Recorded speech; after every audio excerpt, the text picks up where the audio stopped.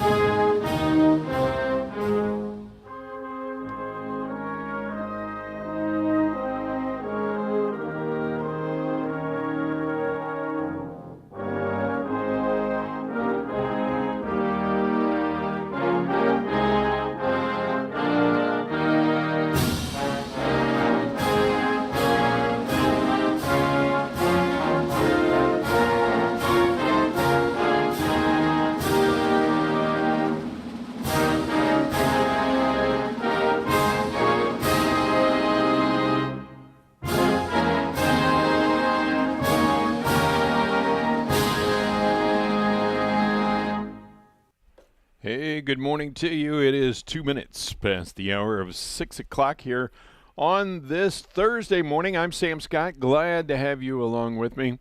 And our weather forecast here this morning brought to you by Lacey Mobile Glass. They are your only local auto glass company. And if you need an estimate, all you have to do is call Mark Lacey. His number's 573-259-1248. Sunny skies for us today. High is going to be near 92. 90% chance of showers and thunderstorms tonight, mainly before 11 p.m. Low is going to be around 61. Sunny tomorrow, high near 82. Mostly clear tomorrow night. Slight chance of overnight showers. Low is going to be around 61. Partly sunny on Saturday. 60% chance of showers, possibly a thunderstorm. High near 82. On Saturday night, there's a 90% chance of showers, possibly a thunderstorm. Low's going to be around 65, and then partly sunny on Sunday. 30% chance of showers before 1 p.m., high near 76 degrees. Right now at the studios of KTUI, we have 77 degrees, 76 out at Sullivan Regional Airport. On the 11th day of June, sunrise was at 5:41 this morning. Sunset at 8:28 p.m., and that gives us a day length today of 14 hours, 47 minutes, about a minute more than we had yesterday. And 1933, we had a record high of 98 degrees. 1955, the low high was 63. 1972, we had a record low of 45 degrees. And in 1914, this is 2 days in a row now that we set the high low in 1914. Yesterday was 80, today 78 degrees. All righty, what can we celebrate or observe today? This is Corn on the Cob Day. I love corn on the cob. It's also Cousteau Day. I don't know if it's Jacques Cousteau's birthday or what, but let's see. King Kamehameha Day. I think I saw his statue in, where was it, Maui? National German Chocolate Cake Day. It'd be all right without the coconut. National Making Life Beautiful Day. And Pizza Margarita Day. Those are the things you can observe or celebrate today. I think last night was Powerball. And, oh man, nobody won again. No. Is it?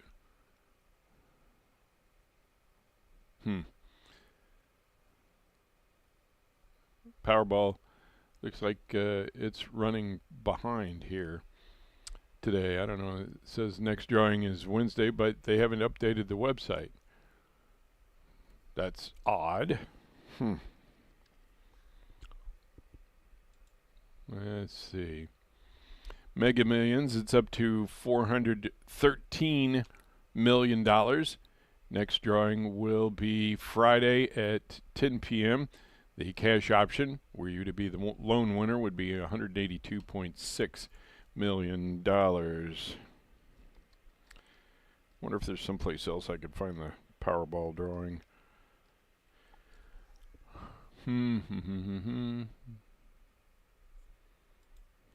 Let's see. All right, so from the Missouri Lottery's website, the Powerball drawing for last night was 12, 31, 38, 60, 66, and the Powerball was 14, and the power play was 2 times. Next estimated jackpot for Powerball is $258 million. And let's see. Yesterday, my Mega Millions ticket, I matched one number in the Mega Ball, and that was worth $21. Let's see. I have absolutely nothing, no numbers on my Powerball ticket. Oh well, it was worth a shot, huh? All right, let's see. So Rod Woodruff is 58 today. Ted Dietz is 57. Caitlin Mace has a birthday today, and Alice Morris is 102 today. So happy birthday to Alice. Tony and Jeanette Mallory celebrating 32 years today. Happy anniversary to Tony and Jeanette. All right, we are coming up on 8 minutes past the hour of 6 o'clock. Again, 77 degrees here at the studios, 76 out at Sullivan Regional Airport. And I've got news coming your way here from Town Hall. Stay tuned. News this hour from Town Hall. I'm Rich Thomason. The U.S. has carried out another round of airstrikes on Iran. President Trump says more will follow if Tehran doesn't quickly sign a deal to end the war. Secretary of War Hegseth says Iran has been playing games with the U.S. He says that stops now. As President Trump said, they've been tapping. You can see when someone's trying to tap on a deal. Instead, they're going to have tap bombs dropping on key facilities in Iran from the United States of America. And that has happened with the U.S. missiles raining down on multiple military-related sites. Get more from the BBC's Thomas Morgan. The U.S. say that they've concluded their attacks, but we understand that the IRGC, the Iranian Revolutionary Guard, have responded by attacking U.S. bases in Kuwait and Bahrain, describing it as punishment for the attacks early in the evening. The U.S. Central Command said the strikes were due to the unwarranted and continued aggression shown by Iran. I think we're in this constant state of back and forth, really, not only in terms of who shoots first, but also a war of words, especially on social media. And on social media, President Trump says that Iran has been playing us for suckers. Parts of the Midwest pounded by powerful storms, disrupting flights the other day. Chicago airports knocking out power to hundreds of thousands of utility customers. The Mid-Atlantic and the Northeast experiencing sweltering conditions accompanied by strong thunderstorms. What a comeback, a record rebound. The New York Knicks came roaring back from 29 points down, moving to the brink of their first championship since 1973, beating the San Antonio Spurs 107-106, Game 4 of the NBA Finals, Game 5, Saturday night in San Antonio. On Wall Street, Dow futures up 402 points. The NASDAQ futures ahead 332. More on these stories, townhall.com. Maybe this is you too. There's enormous frustration right now with healthcare costs. It is amazing. Healthcare costs for families in the last 20 years have almost tripled, and it just keeps getting worse. All this to say, this is why MediShare is so in demand right now. People are looking for alternatives, and MediShare is proven. You can save thousands of dollars a year and actually like it more. Over 1 million Americans are now part of healthcare sharing, and MediShare is the gold standard. It's trusted, it works. It's been helping people save money and have peace of mind now for 30 plus years. It's not some big impersonal thing either. It's a community of people like you helping each other. So yeah, if you're frustrated too, here's your chance to make a refreshing change. You'll notice the difference as soon as you call. They're easy to talk to. You can get a price within 2 minutes. Here is the number. Call 844-41-BIBLE. That's 844-41-BIBLE. 844-41-BIBLE. China is becoming a bigger player in the global car and truck market. China is reporting that its passenger car exports jumped 73% in May, and that exports of pure electric vehicles and plug-in hybrids more than doubled. Surging sales show that higher gasoline and diesel prices due to the war in Iran are driving stronger interest in EVs. While China's auto exports are surging, domestic passenger car sales fell more than 23%. I'm Lisa Dwyer. The mayor of a southern Philippine town devastated by this week's earthquake is pleading for Air Force helicopters to transport food to stave off hunger in places that are cut off by landslides. The Monday quake has left 47 people dead, 31 others are still missing, 45,000 people displaced. The mayor says 10 villages remain isolated, mostly due to landslides. News and analysis at townhall.com. AI could be coming to a wallet near you soon. Visa is embedding its payment network into ChatGPT, allowing the chatbot to shop and complete transactions for users. It enables ChatGPT to make purchases at any merchant accepting Visa. OpenAI will provide the technology for decision-making and purchasing. Visa ensures the secure transactions. Concerns, though, do include potential unauthorized purchases, but Visa plans to implement very strong safeguards. Jason Walker reporting. Anthropic joining calls for the AI industry to find ways to cushion people from AI's disruptions to the nation's workforce. The company announcing a $200 million investment to research AI's impact on the economy. More on these stories, townhall.com. Missouri Net News, I'm Matt Pilger. A report issued Wednesday says Missouri is on pace to go broke by the middle of next year because the state has been spending more money than it earns in revenue. Meanwhile, voters in August are set to decide whether to approve phasing out the state income tax. Missouri Auditor Scott Fitzpatrick says he does not think scrapping the state income tax would automatically make the situation worse. I would not expect much of a change in our view if Amendment 5 were to pass. The takeaway for me is that we have a spending problem because spending's grown over 50% in 5 years, and that needs to get rectified one way or the other, regardless of how we fund state government. Missouri Congresswoman Ann Wagner says accusations of poor conditions in ICE detention centers are false. The 2nd District Republican says she believes the complaints are about raising money. It's absolutely, they're getting their clickbait. They raise low-dollar donor funds with this stuff. But again, we are the party of law and order. St. Louis area Democrat Congressman Wesley Bell recently visited a man being held in an ICE detention center who used to live in St. Louis. Bell says he's concerned detainees are not getting adequate legal representation. President Trump has signed a bill into law on Wednesday that is the project of Josh Hawley and former football player Tim Tebow. Ashley Bird has details. The broader funding bill provided the Department of Homeland Security with $108.5 million. He explained the details of the bill to his Senate colleagues. 200 new investigators, 200 new cops to get out there and go rescue kids, new programs for state and local law enforcement. Hawley teamed up with the Tim Tebow Foundation for a bill that's now part of a larger measure. This is Missouri Net. During National Safety Month, Mango, the Missouri Association of Natural Gas Operators, wants you to remember natural gas safety. While natural gas is clean, safe, and reliable, Missourians should be aware of its potential dangers. Since natural gas is naturally invisible and odorless, its accumulation can be hard to detect as it's leaking. Natural gas distribution companies are required to add a chemical compound of mercaptan, which gives off the smell of rotten eggs. If you smell gas, act fast. Leave the building, go upwind, and from a safe location, call 911. These tips from Mango, the Missouri Association of Natural Gas Operators. Heart disease and stroke can affect women at any age. In fact, almost half of women over the age of 20 are living with some form of cardiovascular disease. I never thought it could happen to me.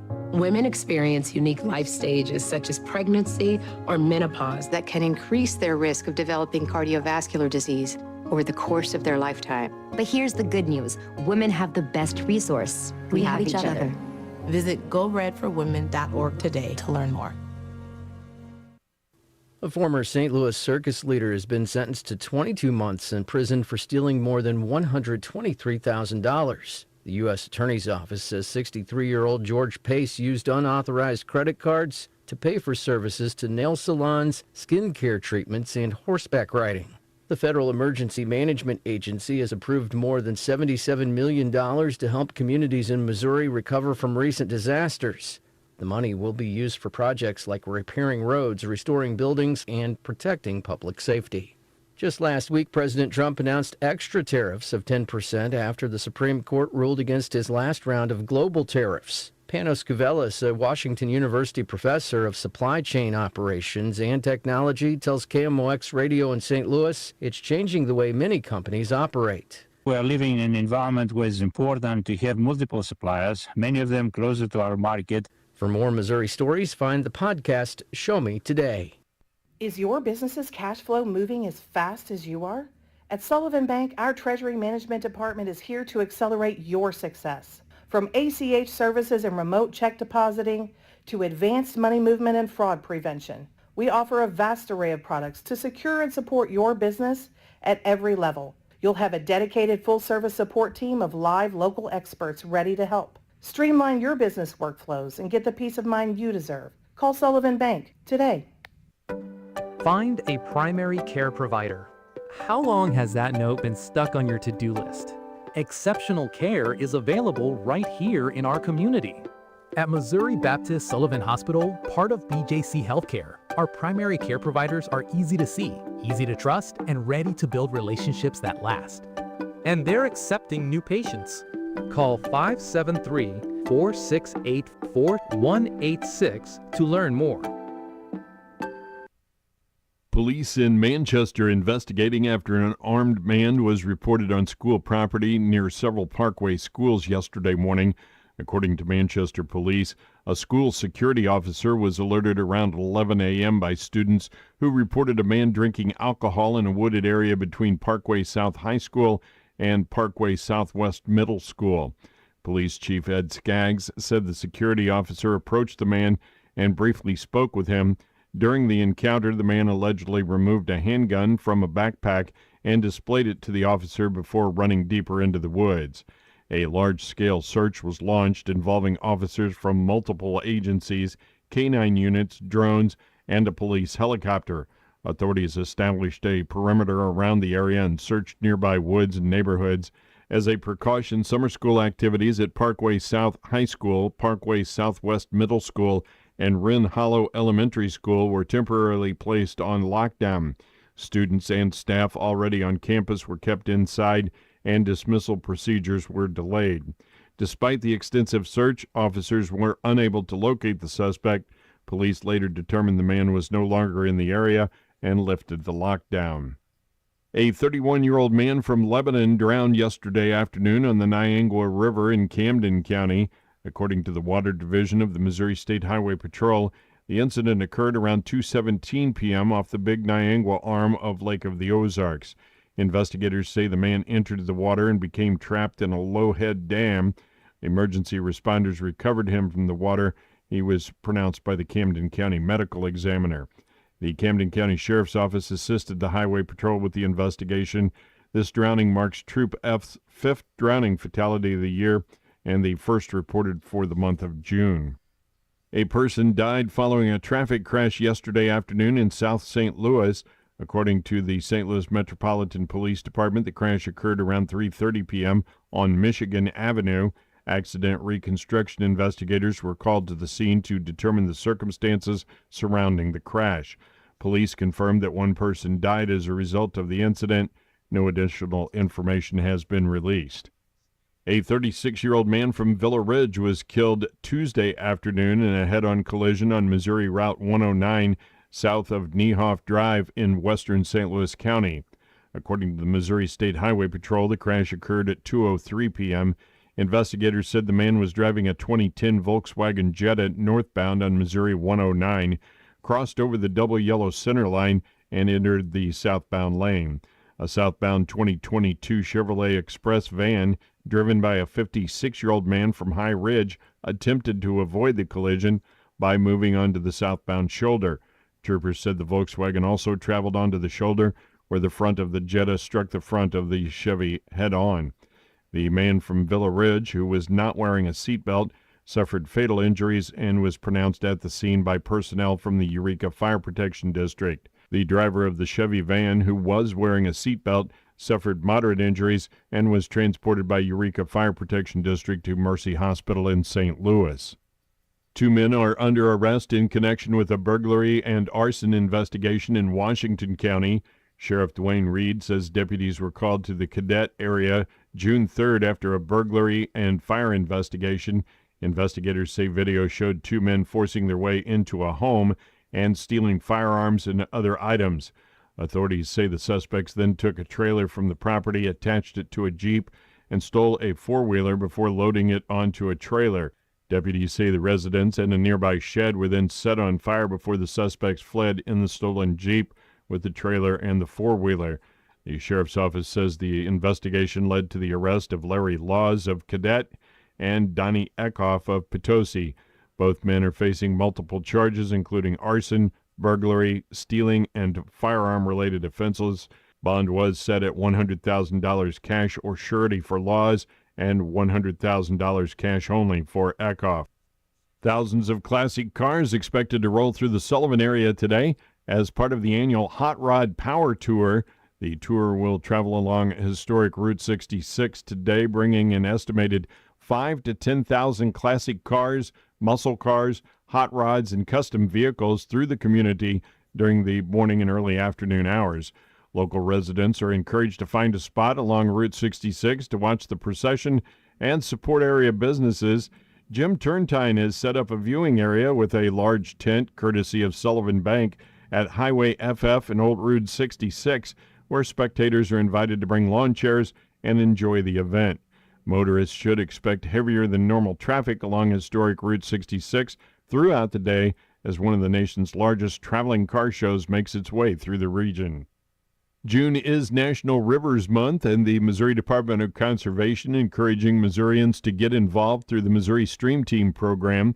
Volunteers can participate in stream cleanups, invasive species removal, water quality monitoring, and educational activities throughout June. Participants who complete designated National Rivers Month activities and submit a report by July 15th can earn a limited edition commemorative sticker.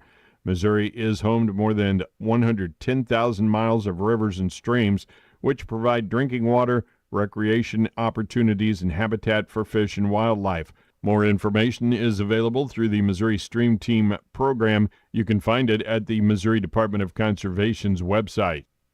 Volunteers are needed to help staff the Crawford County Fair's wine tent and beer garden. The fair is looking for people aged 21 and older to help with duties like checking IDs, serving beer and wine, assisting customers, and keeping the area clean and organized. Available shifts run Wednesday, July 15th and Thursday, July 16th from 6 to 11 p.m., Friday, July 17th from 6 p.m. to 1 a.m., and Saturday, July 18th from 11 a.m. to 1 a.m.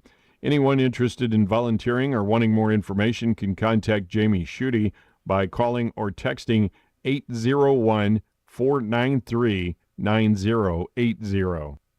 Franklin County Clerk Tim Baker wants you to know that the Franklin County Government Center, Historic Courthouse, Judicial Center, Health Department, and the County Highway Department will all be closed on Friday, June 19th in observance of Juneteenth. The Franklin County Sheriff's Department remains open as they are 24 hours a day each and every day. And the Missouri State Highway Patrol would like to remind the public that driver examination stations throughout the state will be closed on Friday, June 19th for the observance of Juneteenth. That is a look at your local news on a Thursday. I'm Sam Scott. It's Ben from Level 9 Heating and Cooling. If I could give homeowners one piece of advice this summer, it would be this. If your air conditioner struggled last summer, making weird noises, running constantly, or barely even keeping up with your home, don't wait until you're stuck in the middle of a breakdown. Every summer we see this happen.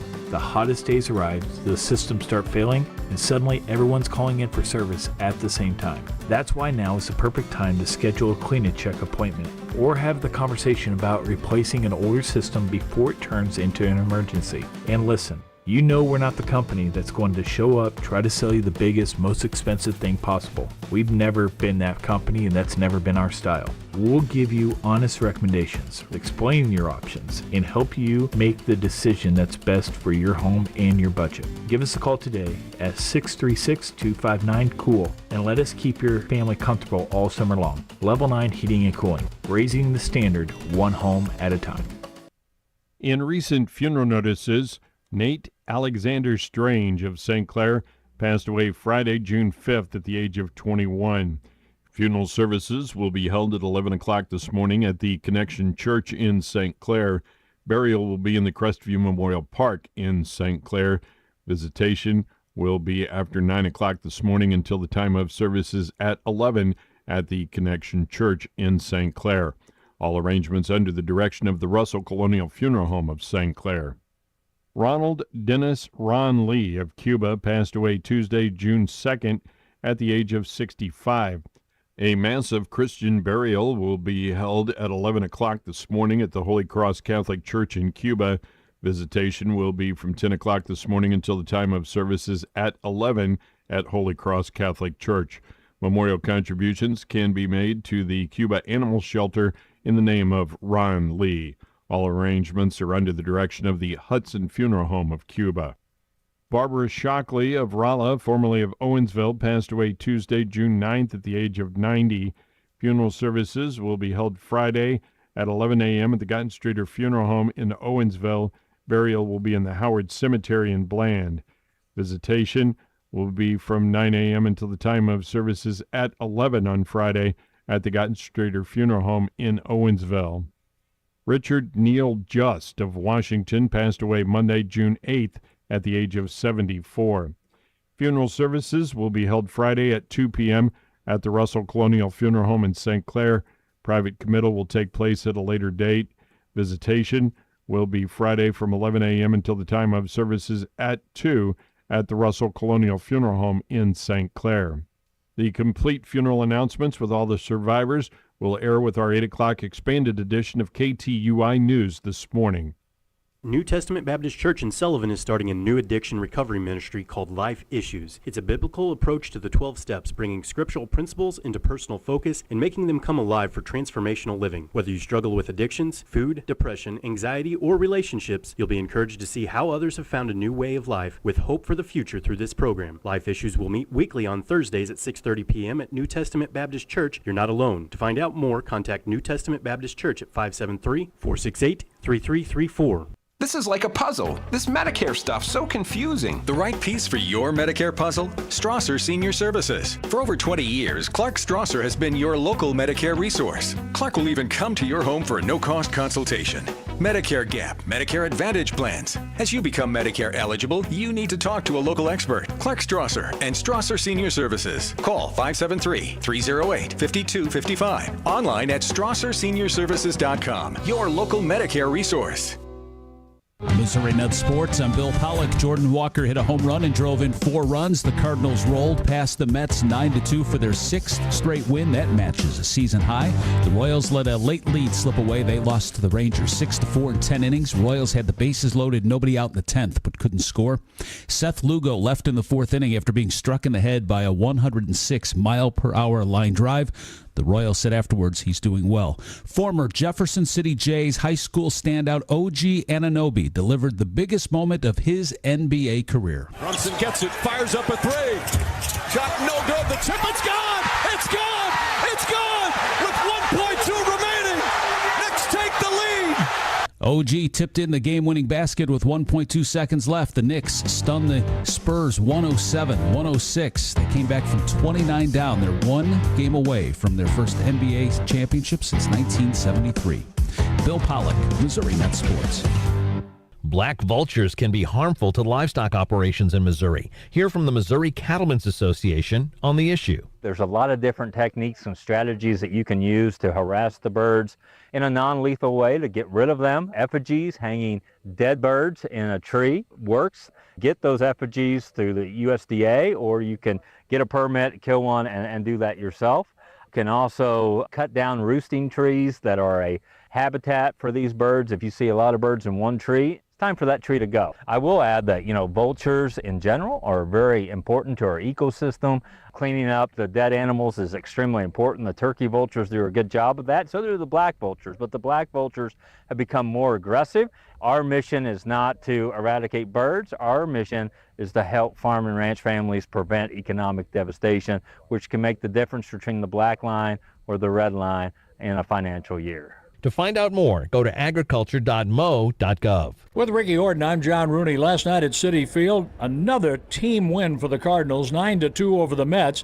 And Andre Palante went 6 with a quality start. He's a 7-game winner. Only 3 hits for the Mets. Palante was terrific. He's had a really good season. A lot of strike ones for him. He got some help from Matt Swanson, who went 2 scoreless. JoJo finished it up. But the Cardinals' offense was really the story. They got 3 home runs. They kept adding on and really have outplayed the Mets in the series. Velasquez, Walker, Burleson all hit home runs, and for Jordan Walker, a 4 RBI night. And a 3-hit game for J.J. Weatherholt, and Herrera was on base 3 more times. So the Cardinals have won 6 in a row. They go for the 3-game sweep in New York this afternoon. On the mound, Hunter Dobbins looking for his 2nd Cardinal win against right-hander Christian Scott. He's 2-0, and we're on the air at 11:15 this morning. Ricky will have the lineups at high noon. I'll bring you the first pitch at 12:10. Ready for a superior banking experience? At FCNB Bank, we've been serving our neighbors for 120 years, and we're still moving forward. As a community bank, we're committed to enriching your financial journey every step of the way. With enhanced online banking, an improved mobile app, contactless debit cards, and more, FCNB gives you the power to bank smarter, faster, and on your terms, wherever life takes you. Your next chapter starts right here. It's time to slide into a deal with Seidenstrucker Nobe Partners. Right now, catch 0% financing for 84 months on a John Deere 1025R compact tractor package for as low as $269 a month. This one machine is built to do it all. Mow, move, dig, and clear with ease. Don't wait, this offer ends June 30th. Slide into a deal today at Seidenstrucker Nobe Partners, snpartners.com. Offer valid through 6/30/2026. Some restrictions apply. See dealer for details. Pretty quiet day for direct cash cattle business, and cash hogs finished the day firm. Good morning. I'm Megan Grebner with your Brownfield Livestock Market Report. Direct cash cattle trade activity has been pretty quiet all week. Wednesday was no exception. For the most part, bids and asking prices have been slow to surface. There were a handful of deals reported in Nebraska at $402 dress, but it certainly isn't enough business to establish an accurate price trend for the week. Some bids were floated earlier in the week at $403 dressed in Nebraska. Those were passed at the time, and asking prices have been noted in Texas at $258 to $260 live, but there were no bids. Significant trade volume looks like it's going to hold out until the end of the week. At the interstate regional stockyards in Missouri, feeder steers weighing less than 450 pounds were steady to $5 higher. Steers weighing more than 450 pounds were steady to $5 lower. Feeder heifers were steady. The USDA says demand was moderate to good and supply was moderate. Medium and large one feeder steers, 617 to 645 pounds, brought $405 to $448. Medium and large one feeder heifer, 604 to 633 pounds, brought $355 to $387. Box beef closed mixed with solid and light demand for moderate offerings. Choice up 38 cents at $393.28. Select was $1.23 lower at $375.70. Estimated cattle slaughter was 105,000 head, down 1,000 on the week and down more than 5,000 on the year. Cash hogs closed firm with a moderate negotiated run. Processors have been more aggressive in their procurement efforts, and it's been a solid start to the week. With plenty of pork available, demand remains crucial. Globally, there have been some bright spots, but there are still lingering concerns about long-term strength. Pork remains a competitively priced protein in the retail space, which could help boost domestic demand. Barrows and gilts at the National Daily Direct were 4 cents higher with a weighted average of 97.52. The Iowa Minnesota closed 18 cents higher with a weighted average of 97.70. And the Western Corn Belt was 12 cents higher with a weighted average of 97.60. Pork values finished the day unchanged at 95.96. Loins and bellies were up. Picnics, hams, butts, and ribs were all lower. And estimated hog slaughter was 477,000 head, down 1,000 on the week and the year. At the CME, live and feeder cattle were mostly higher on tight ready supplies, and lean hog futures finished the day mixed, mostly higher on spread trade. I'm Megan Grebner for Brownfield. Missouri farmers and ranchers help feed the world, yet 1 in 6 Missouri children still faces hunger. Drive to Feed Kids has helped provide more than 13.7 million meals since 2017. In August, Missouri FFA members and agriculture leaders will pack 250,000 meals at Missouri State Fair for families facing hunger. You can help. Learn more at Missouri Farmers Care Drive to Feed Kids online. Substance use disorder and addiction is so isolating. And so, as a Black woman in recovery, hope must be loud. It grows louder when you ask for help and you're vulnerable. It is the thread that lets you know that no matter what happens, you will be okay. When we learn the power of hope, recovery is possible. Find out how at startwithhope.com. Brought to you by the National Council for Mental Wellbeing, Shatterproof, and Get ready, Sullivan, the Merrimack Community Fair coming June 25th through the 27th. The excitement starts Tuesday, June 23rd with the Fair Parade at 7 p.m. through downtown Sullivan and Gospel Night at the Sullivan High School Theater. Then enjoy 3 exciting days packed with carnival rides, fair food, livestock exhibits, contests, and family fun. Friday night, Sullivan's own Austin Shea opens for country music star Sarah Evans.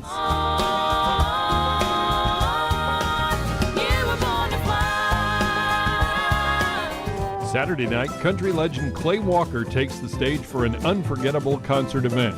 Love is a rhythm of 2 hearts beating, pounding out a message, steady and true. Get tickets, event schedules, and more at MerrimackCommunityFair.com. The Merrimack Community Fair, where stars and stripes meet summer nights.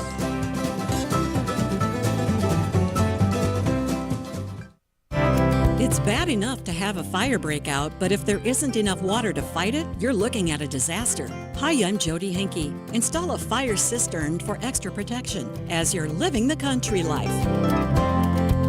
Living the country life. Ideas and inspiration for your place in the country. You can find more information on today's topic and from previous shows by visiting us online at livingthecountrylife.com. We'll return to the show after these messages. Whenever you're online, Living the Country Life is there too.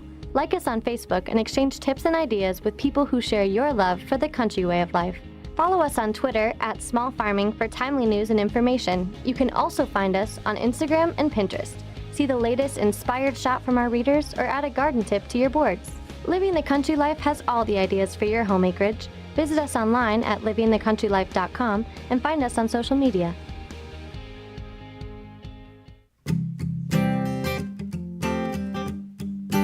If you're looking for new ideas for what to do around your place in the country, register for the Living the Country Life newsletter. Once a week, you'll receive helpful tips in your inbox on a wide variety of seasonal and timely topics, along with so much more.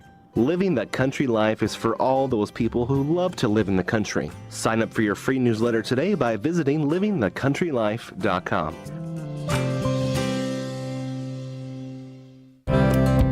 Everyone is worried that something will catch fire in the barn. Maybe you're close enough to town that firefighters could use the city's water supply. But what do you do if that's not an option? Ken Willett is the executive director of the National Fire Protection Association. He says a tanker truck usually carries 3,000 gallons of water. Fighting a typical house or barn fire requires over 150 gallons per minute. If you do the math, that only allows for 20 minutes of water. He says for a fire attack to be successful, it needs a sustained water supply. So if there isn't a central piped water supply near your property, a fire cistern is vital. Typically, it's put underground so that it doesn't create an obstacle to people, but also can take advantage of gravity for allowing water to naturally flow into it and to fill it. One of the important things about locating a cistern is how are you going to fill it and keep it filled.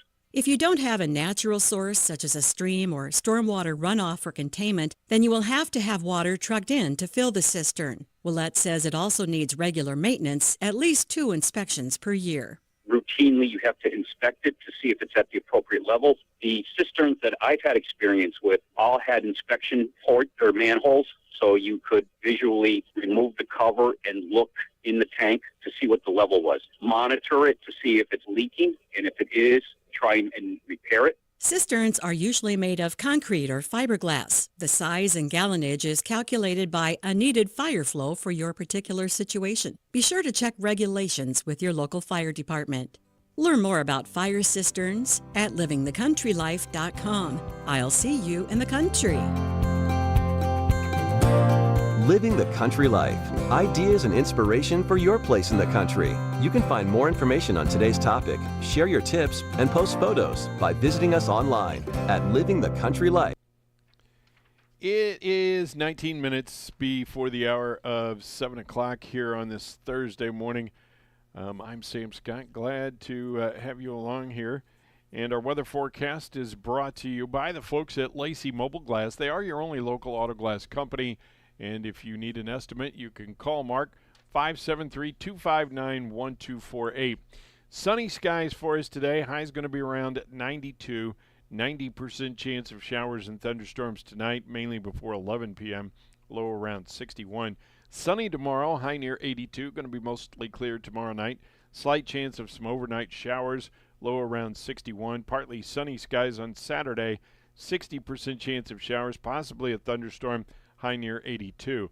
On Saturday night, 90% chance of showers, possibly a thunderstorm, low around 65, and then partly sunny on Sunday.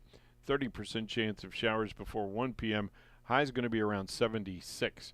Right now at the studios of KTUI, 77 degrees. Out at Sullivan Regional Airport, I am showing 76 degrees. All right, happy birthday today to Rod Woodruff. Rod's 58. Ted Dees is 57. Caitlin Mace has a birthday today, and Alice Morris is 102 today. Tony and Jeanette Mallory celebrating their 32nd wedding anniversary today. All right, we're going to go out across our wide Missouri here on KTUI. Stay tuned. Across our wide Missouri with Bob Pretty. Listen to show archives, hear about this day in Missouri history, and learn more about the Show Me State by visiting MissouriNet.com today. When David Sands was brought in for treatment that day, he had the hospital facilities all to himself for a while. It wasn't long before 4 other patients joined him. It was 1862, and David Sands, suffering from cholera, had just become the first patient taken aboard the first hospital ship in American Navy history. It was built in Missouri, and we'll tell its story in a minute. Going on vacation? Had a disruption to your water supply? If the water hasn't been used for 3 days, there could be dangers sitting in the water pipes, including Legionella, a bacteria that can make you sick. Flush it out. Turn on every faucet, hot and cold, for 10 minutes. This clears any rust, debris, and biofilm while restoring your system's chlorine protection. Remember, avoid breathing in mist from stagnant or recently disrupted water. Paid for by the Missouri Department of Health and Senior Services. At the Missouri Veterans Home, we like to say anything that a veteran did prior to moving in here, we want to figure out how they can still do it. We want to focus on making this feel like home. They treat me just like family, and I do like it. And one of the smartest moves I've made. Start your application now at mvc.dps.mo.gov. That's mvc.dps.mo.gov. A message from the Missouri Veterans Commission. The ship was 2 years old when the Confederacy bought it in New Orleans and made it into a barracks or accommodation ship. Originally, it was a commercial sidewheeler built in Cape Girardeau in 1859 called the Red Rover. In March of 1862, Union mortar fleet and gunboat flotilla started bombarding an island in the Mississippi River that the Confederate fleet thought was important, near New Madrid. The Red Rover took a piece of shell which penetrated all of its decks and pierced its bottoms. The Confederates then abandoned it and let an oncoming Union gunboat capture it. The Red Rover displaced 786 tons, drew only 8 feet of water using the wide, shallow hull design of the day. It could make 9 knots maximum upstream, and it cruised at 5. Repairs were made on the bottom of the boat before it was sent upstream to St. Louis, where it was outfitted to become a floating summer hospital. In June of 1862, the Red Rover became part of the flotilla, reporting at Cairo, Illinois, with stores aboard for her crew for 3 months and medical supplies for 200 men for an equal amount of time. She also carried 200 tons of ice. A couple of days after arriving at the Cairo Naval Depot, the ship was described by an Army Quartermaster George Wise as being the most complete thing of her kind ever floated.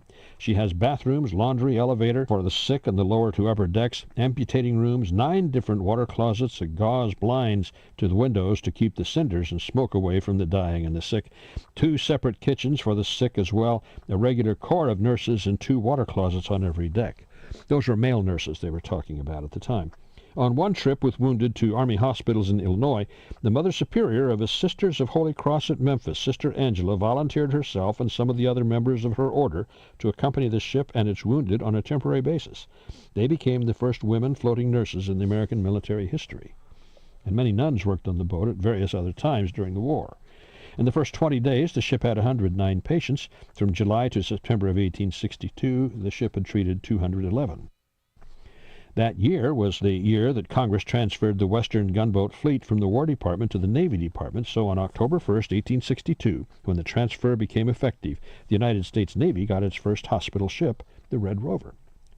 On Christmas Day in 1862, some nuns were transferred to the Red Rover from the Army Hospital at Mound City to be on permanent assignment aboard the ship. They were the forerunners of the Navy Nurse Corps, and they became the first women nurses formally to serve on a permanent station aboard a Navy hospital ship. In April of 1864, the Red Rover was at Memphis when Confederate General Nathaniel Bedford Forrest captured part of the town. On the riverfront, the Union ironclad Essex was caught with its steam down, unable to escape if the Confederates took the town. It was lashed to the Red Rover, which was prepared to get out the ironclad out into the current and try to thrash its way upstream out of the battle area. Didn't have to be done, though, because Forrest was finally sidetracked. The Red Rover, after the war, was sold to a private owner for $45,000, and it drifted into obscurity and decay, its significance overlooked and forgotten. Nobody was there to preserve the Navy's first hospital ship built in Missouri, which accepted David Sands as its first patient. He came aboard, suffering from cholera, on this date, the 11th of June in 1862. That was Across Our Wide Missouri with Bob Pretty. To listen to show archives, hear about this day in Missouri history, and learn more about the Show Me State, visit MissouriNet.com.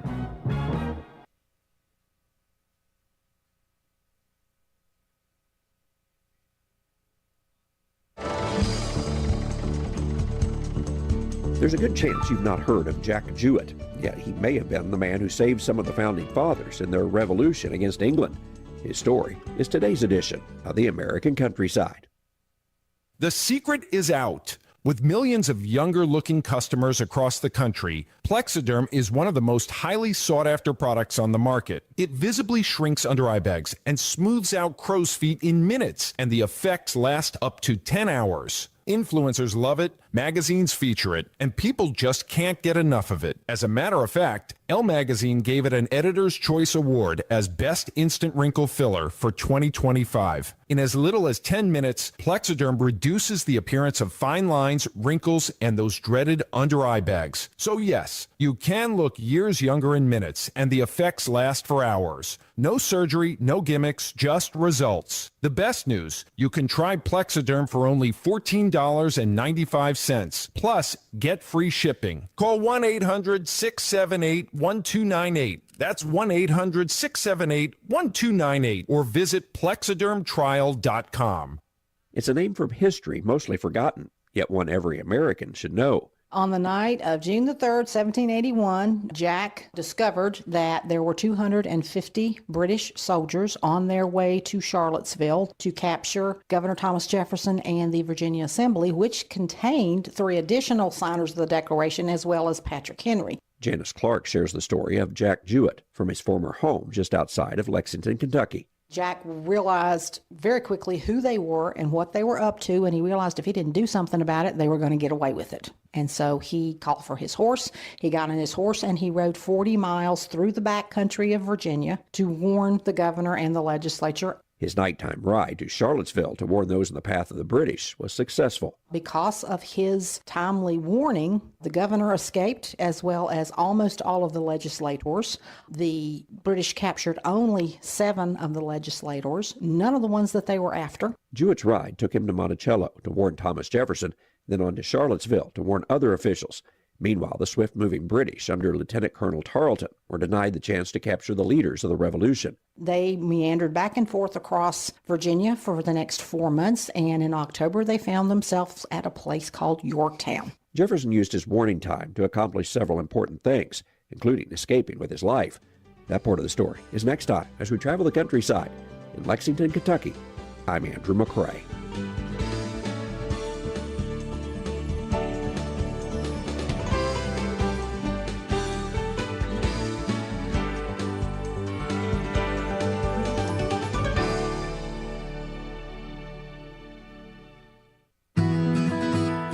What matters most to consumers at the meat counter? Hello, I'm Megan Grebner with Healthy Living on Brownfield. It's no surprise food prices, whether at home or away from home, are higher. But is that what matters most to buyers? A food marketing specialist says no. Taste still ranks number 1. Diana Wallencheck is with Certified Angus Beef. Consumers want a great tasting product, and that's where they're willing to make some trade-offs. Maybe they're going to trade off on cut, they're going to trade off on portion size, but they've got to have taste. They will absolutely consider price, but they're also going to consider versatility and convenience. As we look at the ground beef case, they're not just buying a 3-pound chub of ground beef, they're buying flavored patties, they're buying patties that are already made, they're buying smash burgers that are already prepared for them, so they're even willing to pay a little bit more if it brings you convenience and saves me a little bit of time to get dinner ready on the grill. She says innovation is also driving demand. So I think you look to the case for innovation, for flavors, for convenience, even some pre-marinated products, some thin cut steaks. There's just helping that flavor shortcut, and that's where I think our retailers are really innovating today. They're almost taking a step out of it. So as a busy working mom or just busy with my family, I've got a little shortcut and I have some different flavors at the case. I'm Megan Grebner with Healthy Living on Brownfield. I'm Kara Hart with Ag News on Brownfield. 100 years ago, the founders of Pioneer had a vision that transformed the future of agriculture, and they've been innovating ever since. See how it all started at pioneer.com/100. An ag meteorologist says more rounds of severe weather across parts of the Midwest could create additional challenges for farmers this week. Matt Matkins says all forms are possible in the next 48 hours. From a row crops perspective, obviously there's nothing we can do about wind or hail. It can't cover everything, obviously. From Wichita, Kansas, up to Des Moines, up close to Minneapolis, St. Paul, and areas from there stretching out toward the Illinois state line. That's going to be a primary zone for hail and wind damage. He tells Brownfield flash flooding is also a concern in some parts of the Midwest. Ag groups are expressing concern following President Trump saying he's not looking to renew the U.S.-Mexico-Canada agreement. Farmers for Free Trade Chairman Bob Hemisoth, who farms in Iowa, says failing to extend and strengthen the agreement would be a self-inflicted wound for American agriculture at the worst possible moment. The uncertainty of where we're at with some of these other markets and the uncertainty with war in the Middle East and the uncertainty of where fertilizer and fuel prices will be. But yeah, having those two markets and that certainty certainly helps alleviate some of the pressure on market access. On Wednesday, President Trump told reporters at the White House the U.S. doesn't need anything Canada or Mexico has and that he's not sure he's going to renew the agreement. Lawmakers and industry representatives want to see USMCA improved. In a recent U.S. House Ag Committee hearing, Chairman Glenn G.T. Thompson says the trilateral trade deal remains one of the most important frameworks in agriculture. USMCA maintains tariff-free treatment for certain agricultural products while expanding market access for a range of U.S.-grown commodities. Mexico and Canada have collectively purchased more than $60 billion in U.S. ag commodities annually. The joint review of the agreement is set to begin July 1st.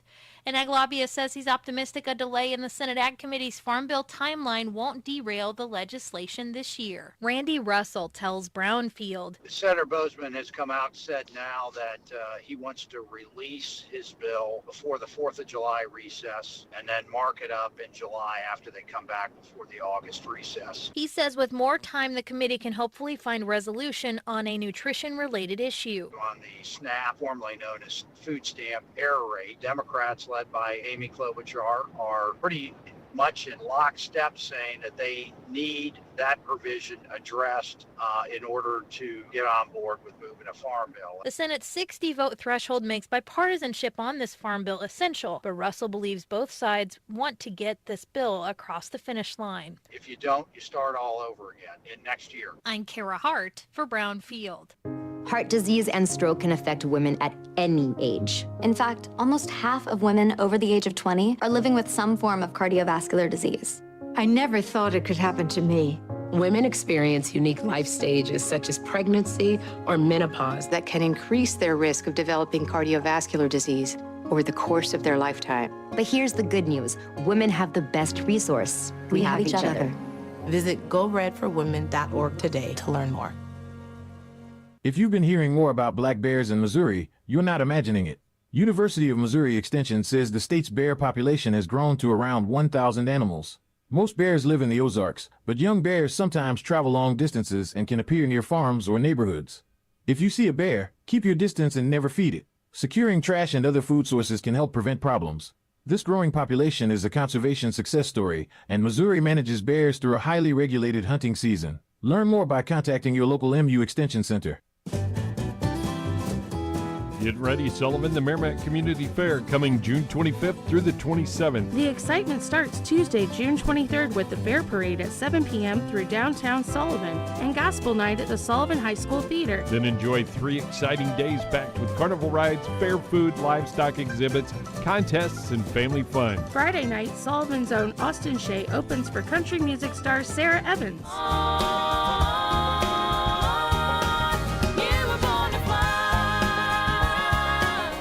Saturday night, country legend Clay Walker takes the stage for an unforgettable concert event.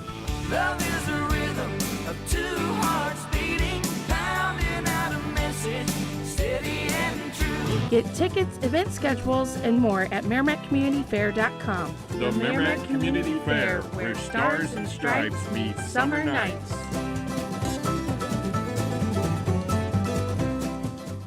With the Wall Street Business Report, I'm Bill Alexander. U.S. consumer inflation increased at its fastest pace in 3 years in May, boosted by surging prices for energy products amid the Middle East conflict. President Trump on Wednesday applauded the latest inflation spike, saying the numbers are great. And he said he loved the inflation because the U.S. is taking out what he called millions of barrels of oil from the Strait of Hormuz. And because once the conflict with Iran is over, he said oil prices and inflation will drop rapidly.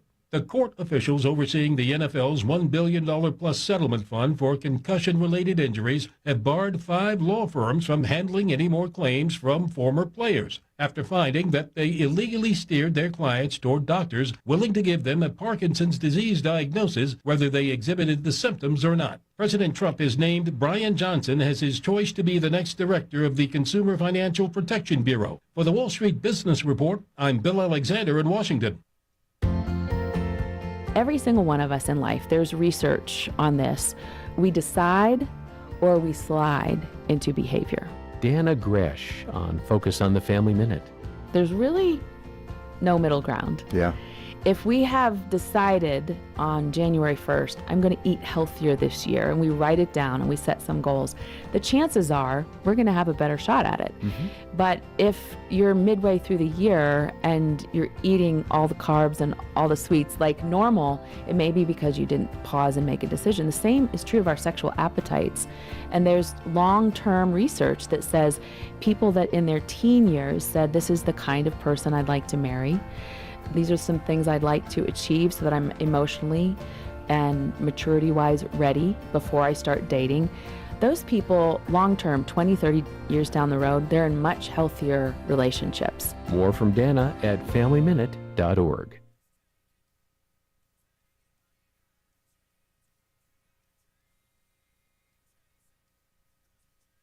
Hey, we're coming up on the 7 o'clock hour. We are AM 1560 KTUI in Sullivan. 77 degrees here at the studios of KTUI, Sullivan Regional Airport. They're showing 77 degrees as well. You can watch the morning show on YouTube and on Facebook Live, and you can listen to us all day on TuneIn and the TuneIn app on your phone. Here's the news. It's 7 o'clock. Breaking news this hour from Town Hall. I'm Rich Thomason. The United States and Iran have exchanged fire again, the U.S. hitting various military targets in Iran and the Iranians lashing out at U.S. bases in Bahrain, Jordan, and Kuwait. Secretary of War Hegseth says there could be more American attacks. And that's not because we want to restart anything we don't have to restart. It's because the War Department is prepared to set the terms to ensure that we get the kind of deal President Trump expects. A deal that would prevent Iran from ever getting a nuclear weapon. The president says an agreement has been drawn up. All that's required is for Iran to sign on the dotted line, and that's something the Iranians have not yet done. Mr. Trump criticizes them for foot-dragging. The latest U.S. strikes coming in retaliation for Iran's downing of an American Army helicopter earlier in the week. Hundreds of flight cancellations in Chicago, hundreds of thousands of utility customers left without power, the aftermath of storms that battered the Midwest. A stunning comeback brings the Knicks to one win away from their first NBA title in 53 years. The New York Knicks have made NBA history with an NBA Finals record 29-point comeback victory against the San Antonio Spurs in Game 4. New York faced the largest non-bubble home halftime deficit in Finals history and trailed 81-52 early in the third quarter before mounting the historic rally to win 107-106. OG Anunoby's tip-in of a Jalen Brunson missed three with 1.2 seconds left sealed the win. Spurs star Victor Wembanyama missed two key free throws with 1:47 left. New York leads the series 3-1 and can close out its first championship since 1973 on Saturday. I'm Gethin Coolball. Dow futures are up 382 points. NASDAQ futures ahead 336 points. More on these stories, townhall.com. Health insurance rates are surging in America, leaving millions without affordable options. If you're sick of having paychecks eaten up by healthcare costs or dealing with mega corporations, then listen to this. Christians don't need to waste money on a broken system. That's why I want to tell you about Christian Healthcare Ministries. It's an alternative to traditional health insurance at half the cost. With CHM, fellow believers contribute monthly to help pay each other's medical bills. There's no enrollment period, so you can join anytime. And you aren't restricted to provider networks, so you choose the doctors and hospitals you want. It's that simple. CHM is not insurance. It's a ministry that puts faith into action. Feel the difference of financial support and biblical care from fellow believers. Join CHM today by visiting chministries.org/wellness. That's chministries.org/wellness. A U.S. Senate race is drawing national attention, including attention from the White House. Democrats need to flip 4 seats to take control of the Senate. In Maine, Republican Susan Collins is running for re-election. President Trump was asked if he is supporting her. Not my best friend at all, but she's a sane person, and she's a person that never missed a vote in many years. Collins' opponent is a combat veteran and oyster farmer, Graham Plattner. He's a phony. He's a real phony. He's a bad person. Plattner has faced questions about a skull and crossbones tattoo recognized as a Nazi symbol, and reports emerged he previously exchanged sexually explicit text messages with several women while married. Ed Donahue, Washington. The mayor of a southern Philippine town devastated by this week's earthquake is pleading for Air Force helicopters to transport food to stave off hunger in places isolated by landslides. Monday's quake has left 47 people dead. News and analysis, townhall.com. Visa is embedding its payment network into ChatGPT. The move will allow the chatbot to shop and complete transactions for users. This collaboration enables ChatGPT to make purchases at any merchant accepting Visa, unlike previous attempts limited to specific retailers. OpenAI will provide the technology for decision-making and purchasing, while Visa ensures secure transactions. The companies haven't disclosed financial terms or fees. Keith Peters, Washington. Canada is considering barring kids younger than 16 from possessing social media accounts, joining a growing global effort to tighten safety protections. The government says social media platforms can obtain an exemption if they have put sufficient safeguards in place. The legislation introduced this week would create a new regulator, the Digital Safety Commission of Canada. More on these stories, townhall.com. Missouri Net News, I'm Matt Pilger. Missouri Congresswoman Ann Wagner says accusations of poor conditions in ICE detention centers are false. The 2nd District Republican says she believes the complaints are about raising money. It's absolutely, they're getting their clickbait. They raise low-dollar donor funds with this stuff. But again, we are the party of law and order. St. Louis area Democrat Congressman Wesley Bell recently visited a man being held in an ICE detention center who used to live in St. Louis. Bell says he's concerned detainees are not getting adequate legal representation. A report issued Wednesday says Missouri is on pace to go broke by the middle of next year because the state has been spending more money than it earns in revenue. Meanwhile, voters in August are set to decide whether to approve phasing out the state income tax. Missouri Auditor Scott Fitzpatrick says he does not think scrapping the state income tax would automatically make the situation worse. I would not expect much of a change in our view if Amendment 5 were to pass.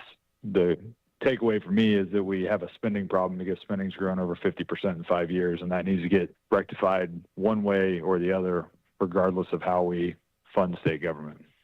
President Trump has signed a bill into law on Wednesday that is the project of Josh Hawley and former football player Tim Tebow. Ashley Bird has details. The broader funding bill provided the Department of Homeland Security with $108.5 million. He explained the details of the bill to his Senate colleagues. 200 new investigators, 200 new cops to get out there and go rescue kids, new programs for state and local law enforcement. Hawley teamed up with the Tim Tebow Foundation for a bill that's now part of a larger measure. This is Missouri Net. Audubon began with birds. Birds so beautiful that they were hunted to near extinction. But as birds disappeared from nature, people rallied to save them. Working together, they helped birds rebound. Today, Audubon is an ever-growing force for conservation, and birds continue to be sentinels of our planet's health. For more than 120 years, Audubon has recognized the power of birds to unite and inspire. Visit audubon.org to join us. When I grow up, what should I be? A chef? I'd probably eat more than I'd cook.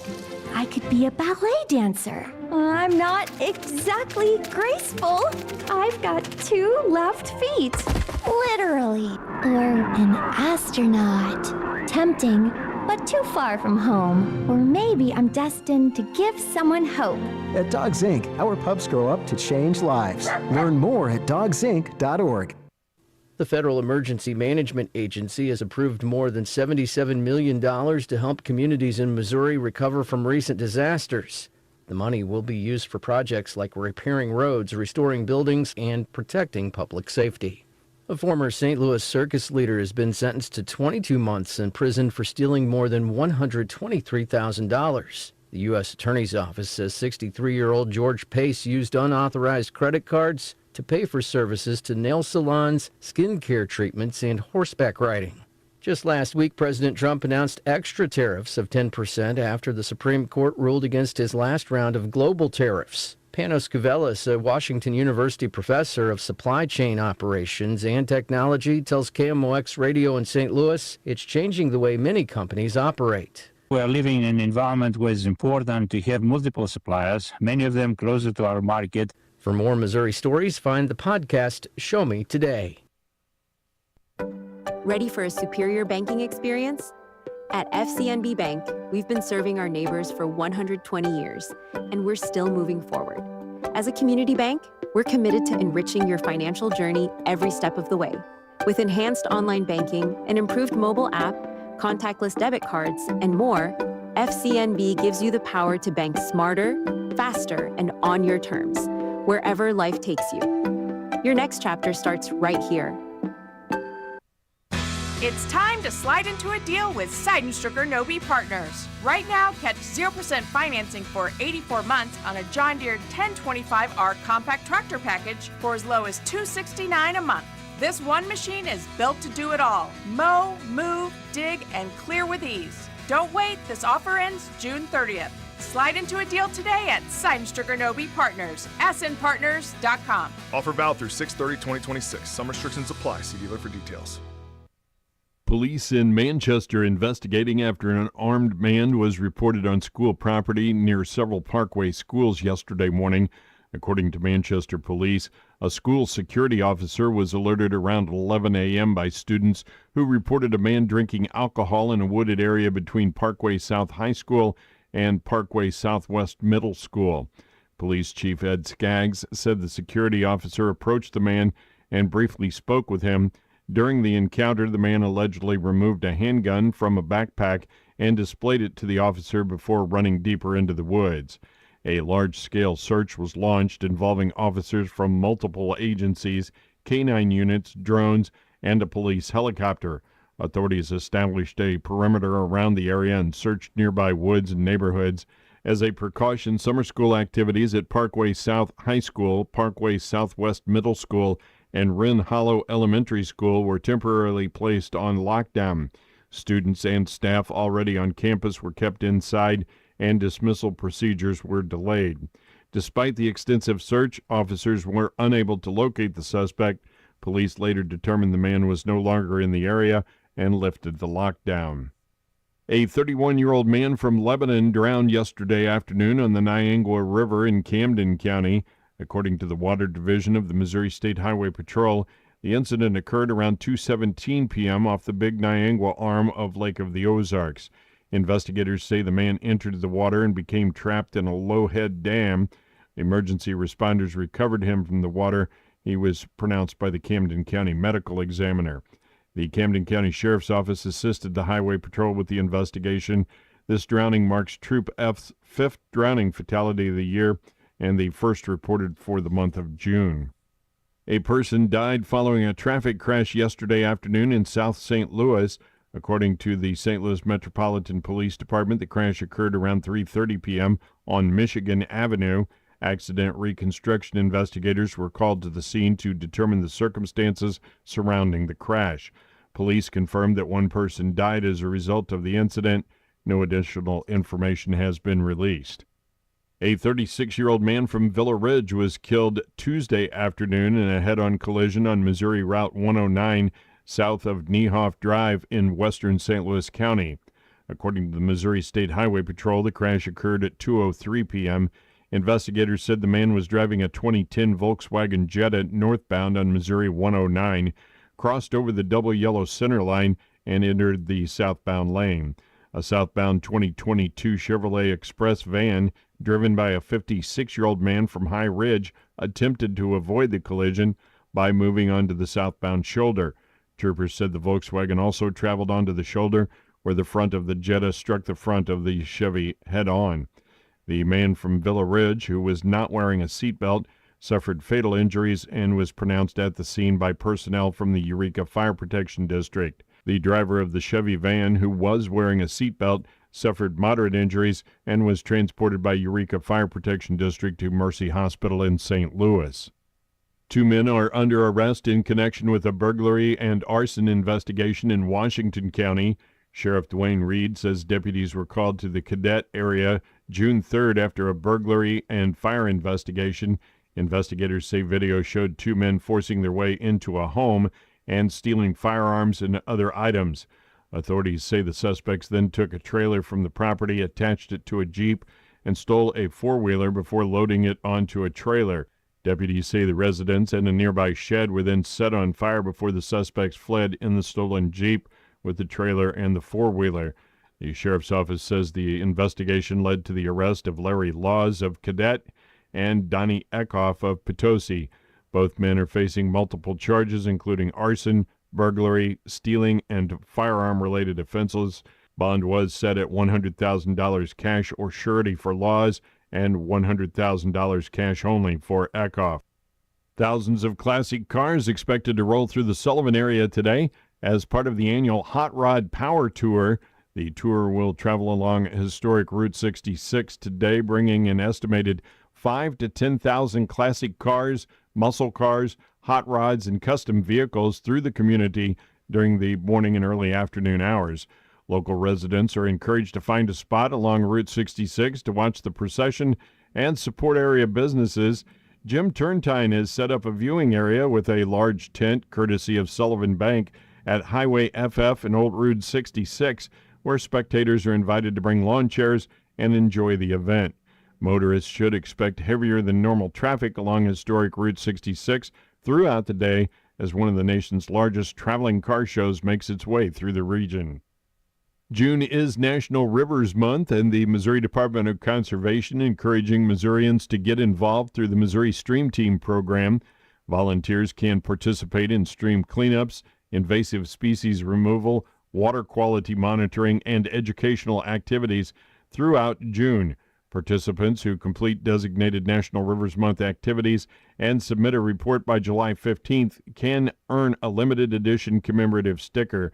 Missouri is home to more than 110,000 miles of rivers and streams, which provide drinking water, recreation opportunities, and habitat for fish and wildlife. More information is available through the Missouri Stream Team program. You can find it at the Missouri Department of Conservation's website.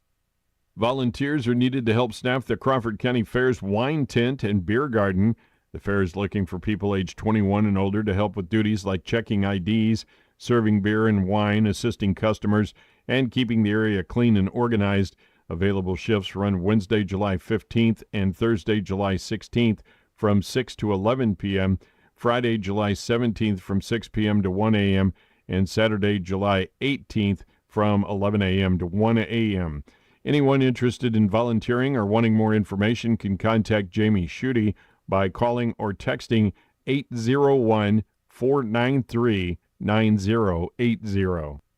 Franklin County Clerk Tim Baker wants you to know that the Franklin County Government Center, Historic Courthouse, Judicial Center, Health Department, and the County Highway Department will all be closed on Friday, June 19th in observance of Juneteenth. The Franklin County Sheriff's Department remains open as they are 24 hours a day each and every day. And the Missouri State Highway Patrol would like to remind the public that driver examination stations throughout the state will be closed on Friday, June 19th for the observance of Juneteenth. That is a look at your local news on a Thursday. I'm Sam Scott. Find a primary care provider. How long has that note been stuck on your to-do list? Exceptional care is available right here in our community. At Missouri Baptist Sullivan Hospital, part of BJC Healthcare, our primary care providers are easy to see, easy to trust, and ready to build relationships that last. And they're accepting new patients. Call 573-468-4186 to learn more.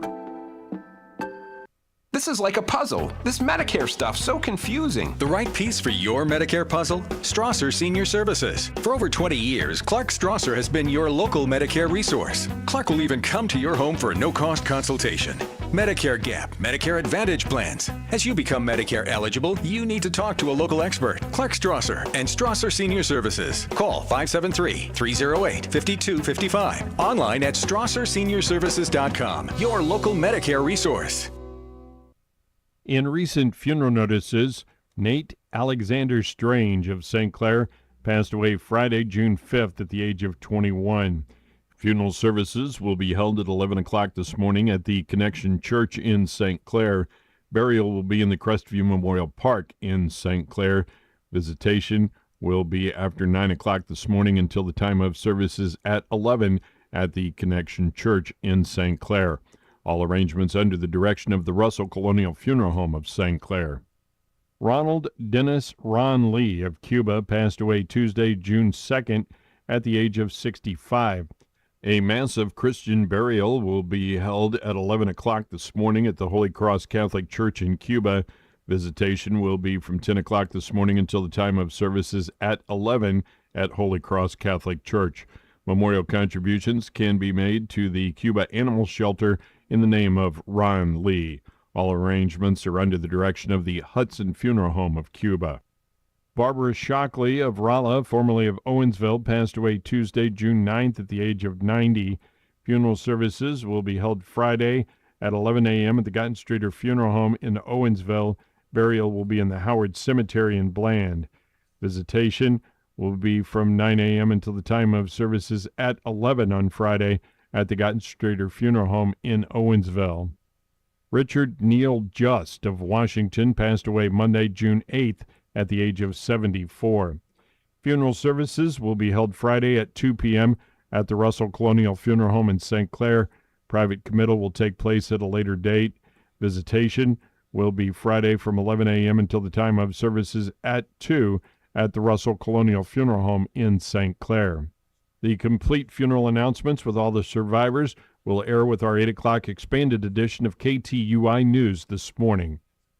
It's Ben from Level 9 Heating and Cooling. If I could give homeowners one piece of advice this summer, it would be this. If your air conditioner struggled last summer, making weird noises, running constantly, or barely even keeping up with your home, don't wait until you're stuck in the middle of a breakdown. Every summer we see this happen. The hottest days arrive, the systems start failing, and suddenly everyone's calling in for service at the same time. That's why now is the perfect time to schedule a clean-and-check appointment or have the conversation about replacing an older system before it turns into an emergency. And listen, you know we're not the company that's going to show up, try to sell you the biggest, most expensive thing possible. We've never been that company, and that's never been our style. We'll give you honest recommendations, explain your options, and help you make the decision that's best for your home and your budget. Give us a call today at 636-259-COOL and let us keep your family comfortable all summer long. Level 9 Heating and Cooling, raising the standard one home at a time.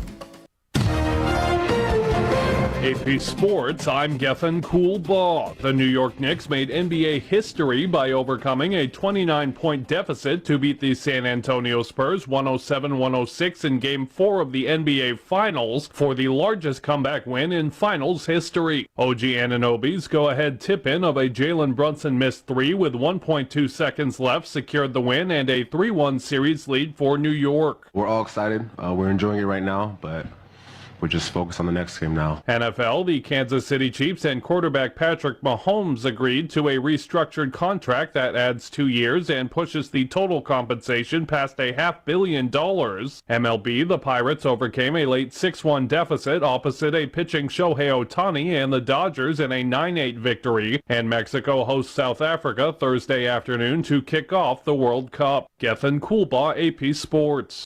Missouri Nuts Sports, I'm Bill Pollock. Jordan Walker hit a home run and drove in 4 runs. The Cardinals rolled past the Mets 9-2 for their 6th straight win. That matches a season high. The Royals let a late lead slip away. They lost to the Rangers 6-4 in 10 innings. Royals had the bases loaded, nobody out in the 10th, but couldn't score. Seth Lugo left in the 4th inning after being struck in the head by a 106-mile-per-hour line drive. The Royals said afterwards he's doing well. Former Jefferson City Jays high school standout OG Anunoby delivered the biggest moment of his NBA career. Brunson gets it, fires up a 3. Shot no good. The tip, it's gone! It's gone! It's gone! With 1.2 remaining. Knicks take the lead. OG tipped in the game-winning basket with 1.2 seconds left. The Knicks stunned the Spurs 107-106. They came back from 29 down. They're 1 game away from their first NBA championship since 1973. Bill Pollock, Missouri Net Sports. With Ricky Horton, I'm John Rooney. Last night at Citi Field, another team win for the Cardinals, 9-2 over the Mets. And Andre Palante went 6 with a quality start. He's a 7-game winner. Only 3 hits for the Mets. Palante was terrific. He's had a really good season. A lot of strike ones for him.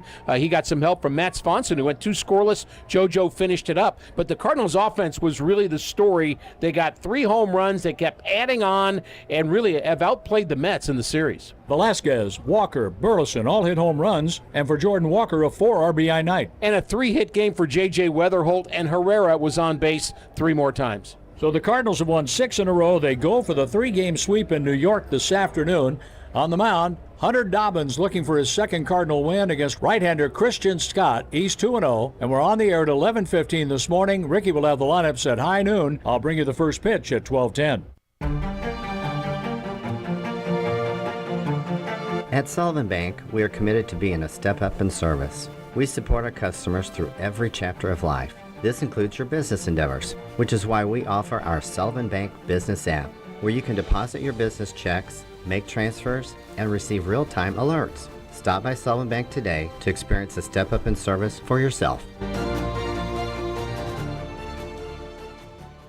New Testament Baptist Church in Sullivan is starting a new addiction recovery ministry called Life Issues. It's a biblical approach to the 12 steps, bringing scriptural principles into personal focus and making them come alive for transformational living. Whether you struggle with addictions, food, depression, anxiety, or relationships, you'll be encouraged to see how others have found a new way of life with hope for the future through this program. Life Issues will meet weekly on Thursdays at 6:30 p.m. at New Testament Baptist Church. You're not alone. To find out more, contact New Testament Baptist Church at 573-468-3334.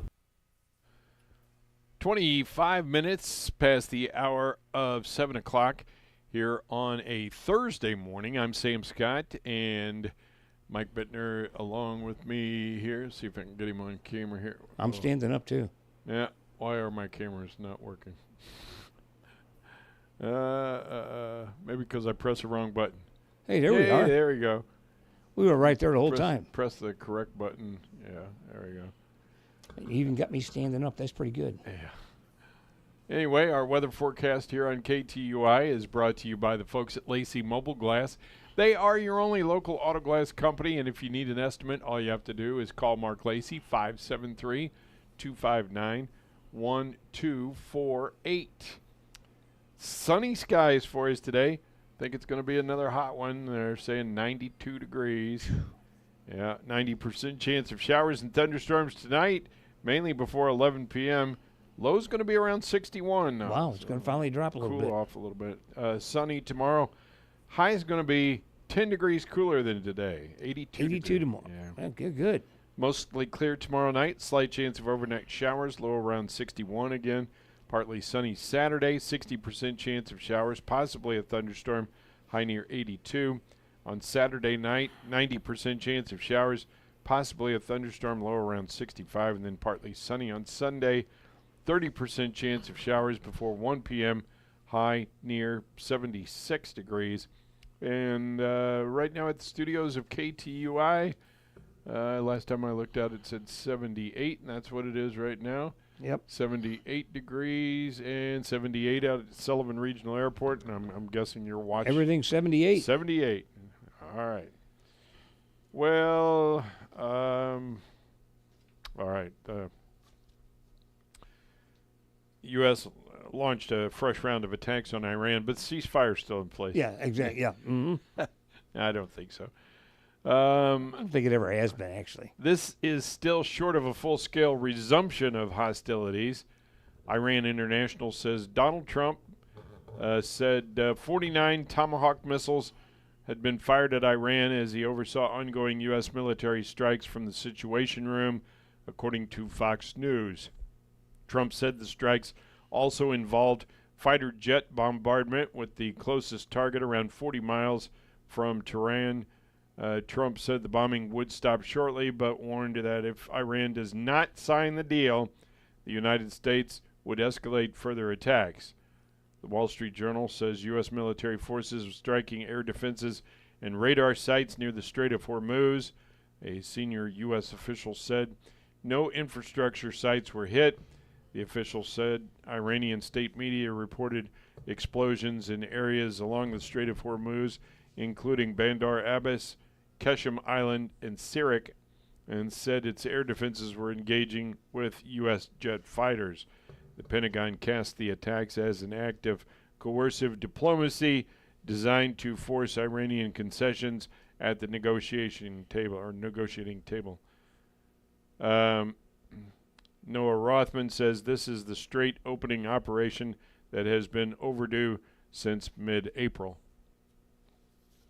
Yeah. You know, I don't get it. I mean, I realize that they're, the whatever you want to call their religious beliefs and but see, but if you read the Quran, and I'm not going to sit here and tell you I've read it. I'm just saying that they have to know, the leaders have to know that they have no chance. No, they can't win. Why did they do this? Unless they're trying to uprise the rest of the Muslims in the area to fight also, and I don't know what the. But if they keep shooting into all the other Arab nations in the country, I know they're shooting at U.S. forces and bases. I know that, but still, But they're also shooting in. They shot at the Kuwaiti airport. Yeah. So yeah. From CENTCOM last night, U.S. Central Command forces completed additional self-defense strikes against multiple targets in Iran on June 10th. At the Commander-in-Chief's direction, CENTCOM forces launched strikes on Iranian military surveillance capabilities, communication systems, and air defense sites across Iran. U.S. Marine Corps, U.S. Air Force, U.S. Navy assets fired precision munitions on Iranian targets that posed a threat to U.S. forces and international commercial ships transiting regional waters. Strikes are in response to Iran's unwarranted and continued aggression. U.S. forces remain vigilant, lethal, and ready. And the U.S. has been secretly shepherding ships through the strait. Oh, I didn't know they were going to do that. I thought they weren't going to do that. This after a public announcement of an end to Project Freedom.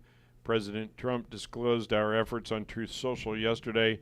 Last month, I directed our great U.S. military to execute a secret mission to support oil tankers and other commercial ships through the Strait of Hormuz. Today, I'm pleased to announce that this effort has resulted in more than 100 million barrels of oil making its way through the strait and into the open market. More than 200 commercial ships have safely traveled through the strait. This wildly successful effort is because of the United States of America and the controls over the Strait of Hormuz, not Iran. Their military is defeated. Their economy is lost. It's over for Iran. War Secretary Hegseth said the United States of America controls the Strait of Hormuz. We're able to bring oil in and out and other things with partners and have done so now for weeks and weeks in ways the Iranians don't want to acknowledge. That's a powerful reality on the ground, Add that to what the United States military and what Central Command did to their Navy, to their Air Force, to their air defenses, to their power projection capabilities. Wow. Well, and the House holds a hearing on Act Blue. Yeah. Amidst myriad of concerns, they plead the fifth repeatedly. Yeah, that doesn't surprise me.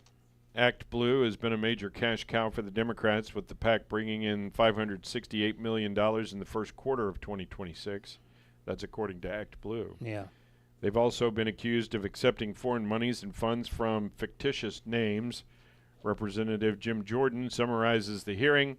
Act Blue accepted foreign money and donations under fake names. They knew about it and failed to stop it. And when we asked them about it, they all took the fifth. According to the New York Times, the chief executive of Act Blue, whose lawyers warned her that she might have misled Congress about how the Democratic fundraising organization vetted its foreign donations, invoked her Fifth Amendment rights, declined to answer questions from a Republican-led House committee on Wednesday. Over and over, the chief executive, Regina Wallace-Jones, declined to engage with questions from Republicans on the House Administration Committee. She invoked her Fifth Amendment right not to testify 22 times. Wow. In response to questions from House Republicans, including when Representative Barry Loudermilk of Georgia asked whether she went by Ms. Wallace-Jones or Ms. Jones. Not going to answer that one Took either. the fifth. Yeah. Yeah. Well. How can that be incriminating even to your name? Well, I guess they could use that and say, well, she answered this. Why can't she answer anything else? I don't know. I don't know how that law works. I'm not smart enough on that stuff. No. You want a feel-good story? Sure. This is a feel-good story. All right. After I get the frog out of my throat. Out of Pittsburgh. What do you used to say? Dateline Pittsburgh? Isn't that what they used to say? Yeah, I guess. Yeah. Paul's, I know I'm going to mess his name, but Skeens? Skeens. I think it's right. I think it's, yeah, I think like yeah. that, yeah. Was bored and driving through the northern Pittsburgh suburb on Monday. He's a major league baseball pitcher. Yeah. Actually, he was the Cy Young Award winner. Really? Yeah. Yep. A rare in-season off day when the Pirates caught when the Pirates ace caught the familiar lights of a baseball field out of the corner of his eye. The next thing, the reigning National League Cy Young winner. Next thing, I'll tell you what, I'm having a hard time reading this. The next thing this reigning Cy Young Award winner knew, he was circling the parking lot, searching for a spot. Not long after, one of the brightest stars in the game was watching various Ingomar Little League teams practice. Huh. The 24-year-old tried to stay incognito, and which is hard to do when you're 6'6" and 260 pounds. You're not going to fade in. You're not going to just fade in. Yeah. And one of the brightest young stars in the sport. Soon enough, Skeens found that his way into the field in sandals, a T-shirt, and a pair of shorts, a sure sign that the typically well put together Skeens had planned on stopping in the first place. Hadn't planned on stopping in the first place. I'm butchering this thing. Over the next 2 hours, he played catch, signed autographs, remembered the time in his life when relationships with the game was far simpler. The impromptu practice went viral, as things tend to do when Skeens is involved. His girlfriend, former gymnast turned influencer and actress Livy Dunn, shared it on TikTok. A popular Pittsburgh DJ did the same on Instagram. He learned to accept that the attention comes with the territory, even when he's trying to avoid it. Should have worn, this is a quote, I think it's good, should have worn some sunglasses and a fake mustache, he joked. But he stopped on his own, so that's his fault. Yeah. He said he's well aware of the core memory he created for the players at the Ingomar Little League, about 20 minutes north of PNC Park. Los Angeles Angels outfielder Garrett Anderson did the same thing for him when he briefly connected with Skeens and was growing up in Southern California. Huh. That's kind of neat. Yeah. Players giving back a little bit. Yeah, I think I saw a post this morning from Livy Dunn that she said something like, I have to remember, even though he's in Major League Baseball, he's still a little boy or something like that. And he's 24 years old, I think, yeah. Something like what that. Said. Hey, yesterday I won the lottery. Yeah. Yeah, I won $21. $21. I haven't cashed it in yet. Oh. But, so you pay taxes on it. What? You got to pay taxes on it, yeah. Might as well just mail it to the government. Yep, that'd be done. So Powerball was last night. I did not have a Powerball ticket. Well, I bought when I bought the Mega Millions. I was feeling good. Yeah. So and then after I won all that $21 yesterday, I thought, well, surely Powerball will. Surely wasn't picking a number, so you'd have had a chance. You're right. So today, I looked at the Powerball numbers from last night, and I looked at my ticket. There's like no numbers that are even close. Different game. Yeah, like the Powerball was 14. I picked 6. That's close. So did you pick it or did the machine pick it? The machine. Yeah, see, the machine didn't want you to win 2 times in a row. So that's why. So the numbers last night were 12, 31, 38, 60, 66, and the Powerball was 14. Power Play was 2 times, and nobody won. I probably would not have picked those numbers either. Maybe one of them. Next estimated jackpot, $258 million for Powerball. I think it's over $400 million for Mega. Mega, yeah, that's a $5 bill. Gonna be gone. That's going to be gone. Well, maybe I can win $22. Come on. Anyway, so my ticket, I have it right here. By the way, we went to lunch yesterday. Yeah. Oh, you hadn't cashed your ticket in yet. I hadn't cashed it in. Okay, that's right. That's right. Let's see. Southern Baptist Convention advances Truth and Unity Amendment clarifying pastor role as limited to only men. Delegates overwhelmingly approve constitutional amendment clarifying and reaffirming the denomination's commitment to the Bible's language on these matters, often referred to as complementarianism. Baptist Press said an amendment specifying the role of pastor and the act of preaching as limited to men, brought by Southern Baptist Theological Seminary President Albert Mohler, received the first of 2 required 2/3 votes by messengers on June 10th to become part of the SBC Constitution. Among 8,074 votes cast, reported registration Secretary Don Currents, 6,028, or 76.66%, were in favor of the amendment. There were 2,026, or 25.9% votes against. 20 votes were disallowed, and there's still votes coming in from California. No, I made that up. I'm sorry. Those were mail-ins. Yeah. The Truth and Unity Amendment, as Mohler titled it, will also go before messengers at next year's annual meeting in Indianapolis. As the bringer of the motion, Mohler opened up the floor discussion by pointing to its language modeled after the 1689 Baptist Confession, quote, where the office and function of the pastor are clearly delineated. He said Mohler's next words appeared to address concerns that the amendment could be used to expand the definition of women serving pastorally, regardless of their ministry. Mohler originally announced his intention to make the amendment on May 18th, after he sparked debate with his response to a question about whether a woman is serving in a pastoral role by discussing a sermon on a podcast. The Southern Seminary president issued a clarification on June 4th, rephrasing the amendment to specify, quote, preaching to the assembled congregation, unquote, in order to finally adapted the, I guess, finally adopted. Finally, in order to be, I think they left out the word be. Okay. In order to be finally adopted, the measure will need to secure 2/3 support from the members present next year as well. So look for the story to return next year. Wow. And it goes on and on and on and on. Oh, yeah. Well. But it is what it is. Mayor Mamdani. Oh, yeah. Hosts a Pride event in New York. Announced $15 million for so-called gender-affirming care. Now, where's he getting all this money? I don't know. That's what I was going to say. Taxing. Yeah. He's taxing the people that They're are not even leaving. there, yeah. Included in the entertainment were a host of trans and drag dancers, including Peppermint, who is Grand Marshal for the NYC Pride this year.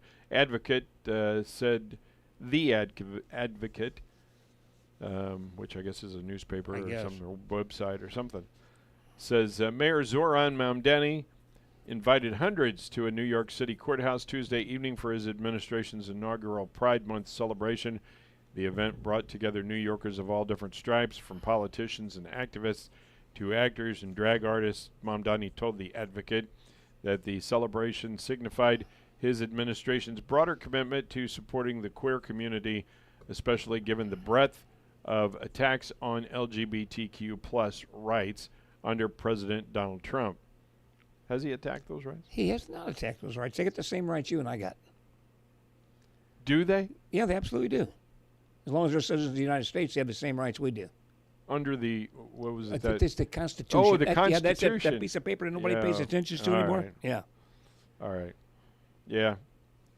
I'm sure that they would disagree with you. I have no doubt they would disagree with me. And I've seen, lots of these man on the street or woman on the street, whatever things, is that they go up to these protests and these parades and things like that, and they ask people, what rights have you lost under President Trump? I haven't lost one. And they're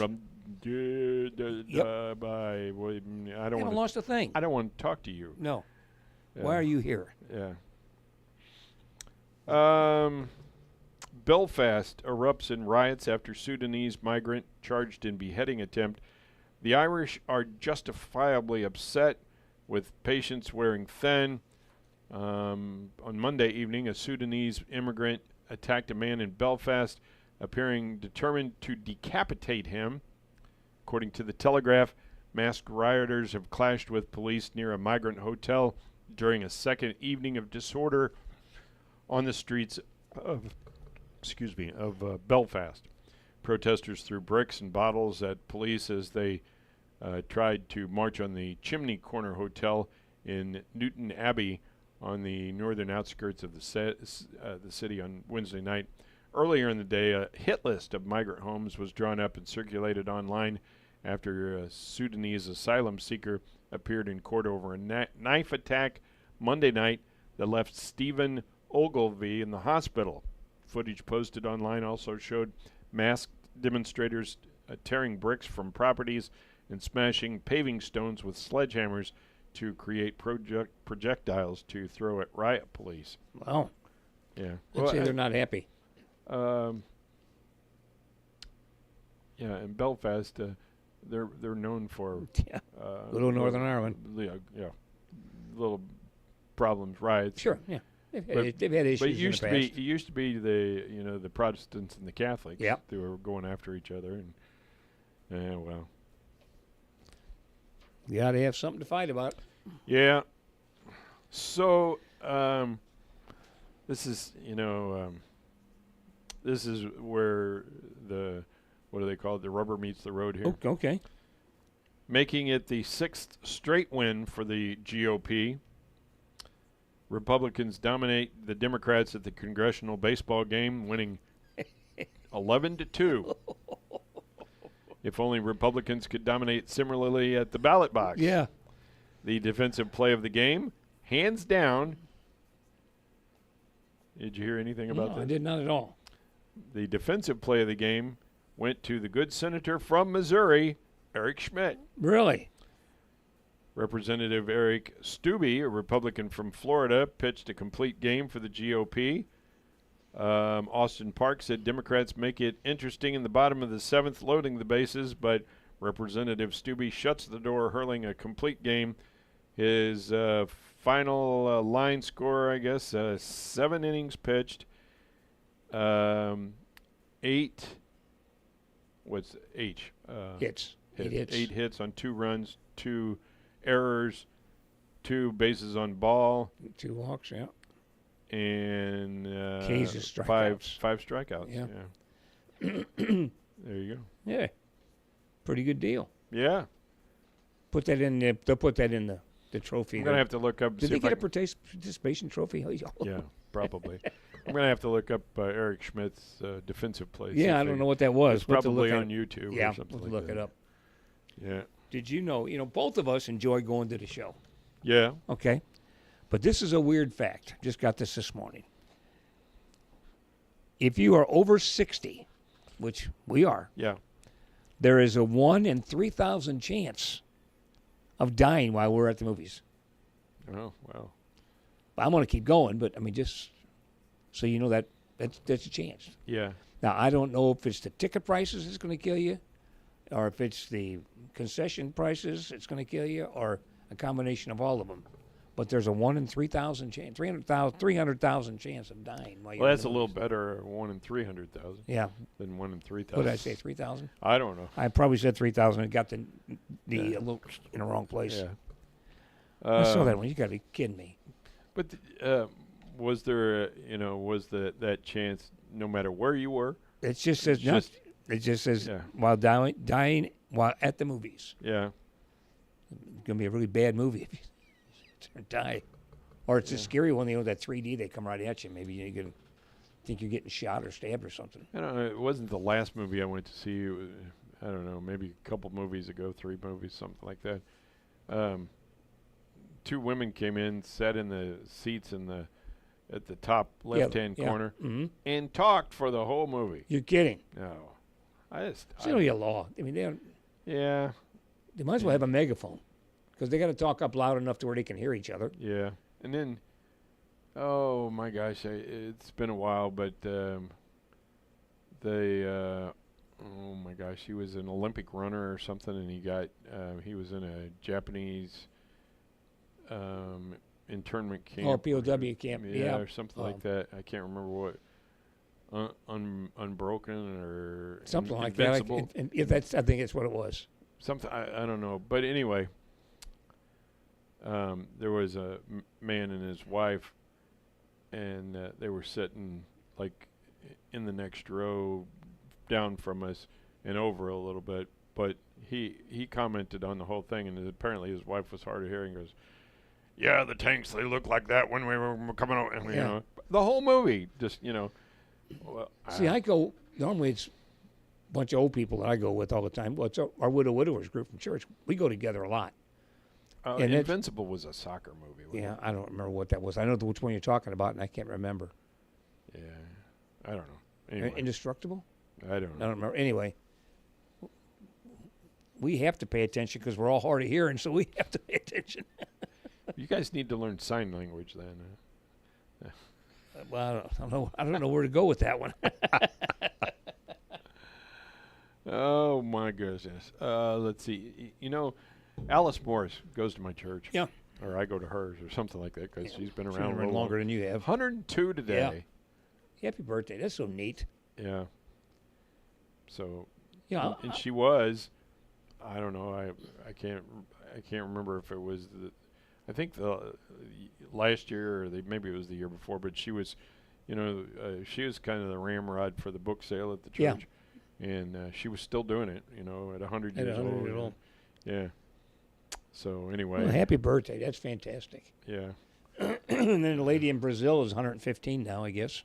Wasn't that today? I think maybe it was. Yesterday. Yeah. Yesterday, the 10th. Yeah. See, the 10th or the 11th. I can't remember what it was, but she's 115 now. Yeah. So she's probably still driving. We're going to work every day. So Rod Woodruff, I think he's with what is it, Aqua Systems? Yeah. Yeah. He's 58 today. Ted Dees is 57 today. Caitlin Mace has a birthday today, and I think Caitlin might be 31 today. I believe that. Exactly. It might be. I don't know. And then Tony and Jeanette Mallory. Yeah. They're celebrating their 32nd wedding anniversary today. Wow. So happy anniversary to them. You bet. The World Cup begins. Oh, it's right. I forgot about that. The FIFA Men's World Cup kicks off today and runs through July 19th across the U.S., Mexico, and Canada. Host nation Mexico opens the tournament against South Africa's Bafana at the historic Estadio Azteca in Mexico City at 2 o'clock this afternoon. Spain and France enter as favorites to lift the iconic 18-karat gold trophy, though the winning team does not keep it. They get a replica, don't they? I don't know. The U.S. national team is fielded by a so-called golden generation of young players developed at top European clubs and is predicted by many to reach the round of 16 as it has in its last 3 World Cup appearances. FIFA launched the World Cup in 1930 as an alternative to the Olympics, which barred professional athletes from competing. Anyway, that's going on today. You know, I heard, I think it was yesterday, I heard that Kansas City is actually the smallest city to host a FIFA really? competition. Yeah, so that's possible. Yeah. Yeah, so they're being held in all those countries, but Kansas City is apparently the littlest one. Yeah. And Kansas City, you know, it doesn't necessarily have the population, but it's got a lot of land. It's going to say it's spread out more than St. Louis is. Yeah, you can park and open your car doors. Yeah, barely, but you can still do it. You can still do it. We've got, you know, there's a couple of parking lots around here where my Solstice. Yeah. You know, it's not a very big car. No. But you know, for me to get out of it because you're sitting low on the ground. You got to open the door up. I have to open the door up, and a lot of the parking lots around here, you know, so. Yeah, somebody opened up their red car, their car door into my. Got you? Oh, got me right behind the driver or passenger rear tire, and I didn't see it because I'm never on that side of the car. Somebody had to point it out to you. Yeah, I saw it when I was at the car wash wiping the water off. I see. So. I don't wipe the water off mine. I just drive down the road and let it blow off. I go down. Yeah, I go up to the overpass and down the interstate, and and call it good. Yeah, it's probably the best way to do it. We got a few minutes. You want to see what we can celebrate today? Sure. I like a lot of these. Okay. One I'm out on. Some of them I like. And does it have something to do with chocolate? It does. Yeah. National Corn on the Cob Day. I love corn. I do too, and I haven't had any corn on the cob this year yet. No, I have. I'm going to go get some. I had. At one of our local restaurants. They serve you food in a tin foil. Yes. Yeah. You did. Well, you just had that. No, my brother had that Sunday. Rick had that Sunday. I had it a couple weeks ago or something like that. But anyway, it had corn on the cob. He had the whole chicken, or half a chicken, or whatever it is. I think I had the beef. I like the beef one. I really do. The chicken. I like the chicken one. The chicken's good, but it's just too much work. I just want to eat. Oh my gosh! After they cook it in that tin it just foil, falls off. It just falls kind off of falls bone. off. It does do that. Yeah. Career Nurse Assistance Day. Career you nurse. saw some of those yesterday. I'll see some today. Well, I didn't see a nurse assistant. I saw. Well, a nurse. they were there. They were there. Yeah. They were behind the scenes doing I all the hard work. I saw a full-fledged nurse. Well, that's what I'm going to see today too. And if you better. Mm-hmm. Better say that. Yeah. Steph, we said full nurse here. She told me, she goes, yeah, you were here a couple of weeks ago for bronchitis. And I go, no, I wasn't.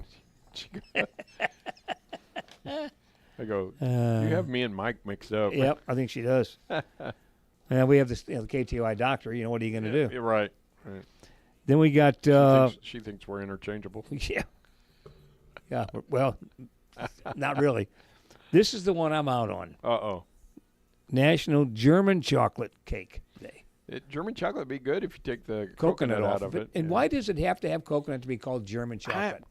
Nobody's ever explained that to me. Because I guess that's where all the coconuts come from, is Germany, right? Yeah, I have the coconut trees down in Berlin. Yeah, that's where they're at. And then National Making Life Beautiful Day. Mm-hmm. It's dedicated to the reminder to build, create, or do something that adds beauty to the world. Is that like MABA? Yeah, well, yeah. Make America beautiful again. Beautiful again. Yeah, well, we do that every time we walk outside. Yeah. All right, maybe we don't, but we try. Whether that's planting a flower, helping a neighbor, or just sharing a positive word. So, Sam, positive.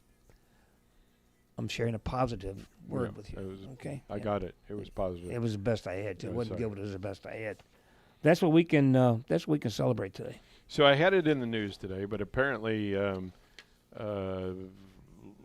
I think cars, all these classic cars are making their way to Springfield for an event today or something.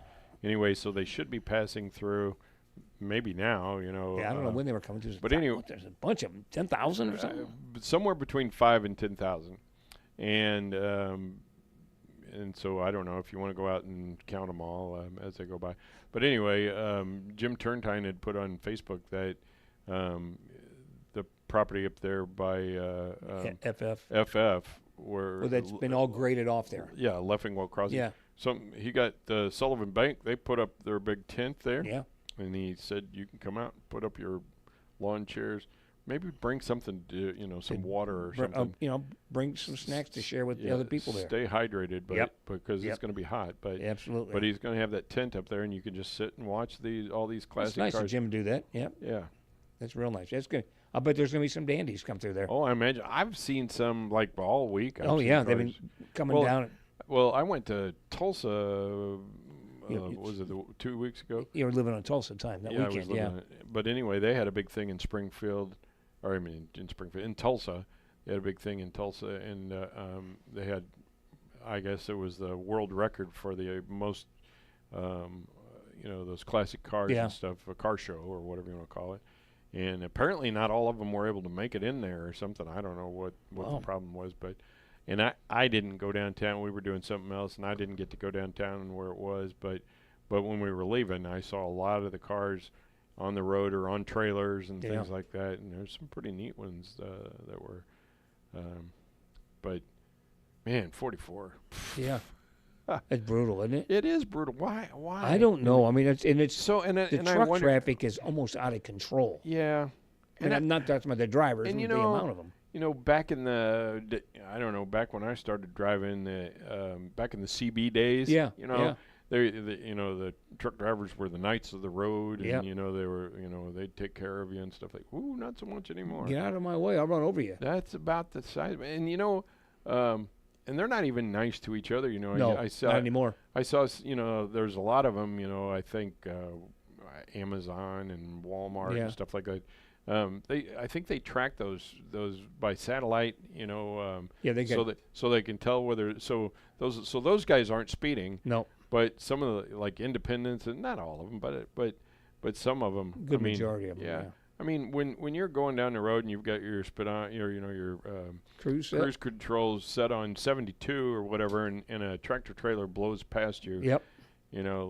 Or they get behind you and tailgate you in a slow lane, and there's nobody around you. They can go around you. Why did they do that? Or you pass them on a hill, and then they get right on your bumper. Yeah, they get mad. Yeah. I don't know. It is what it is.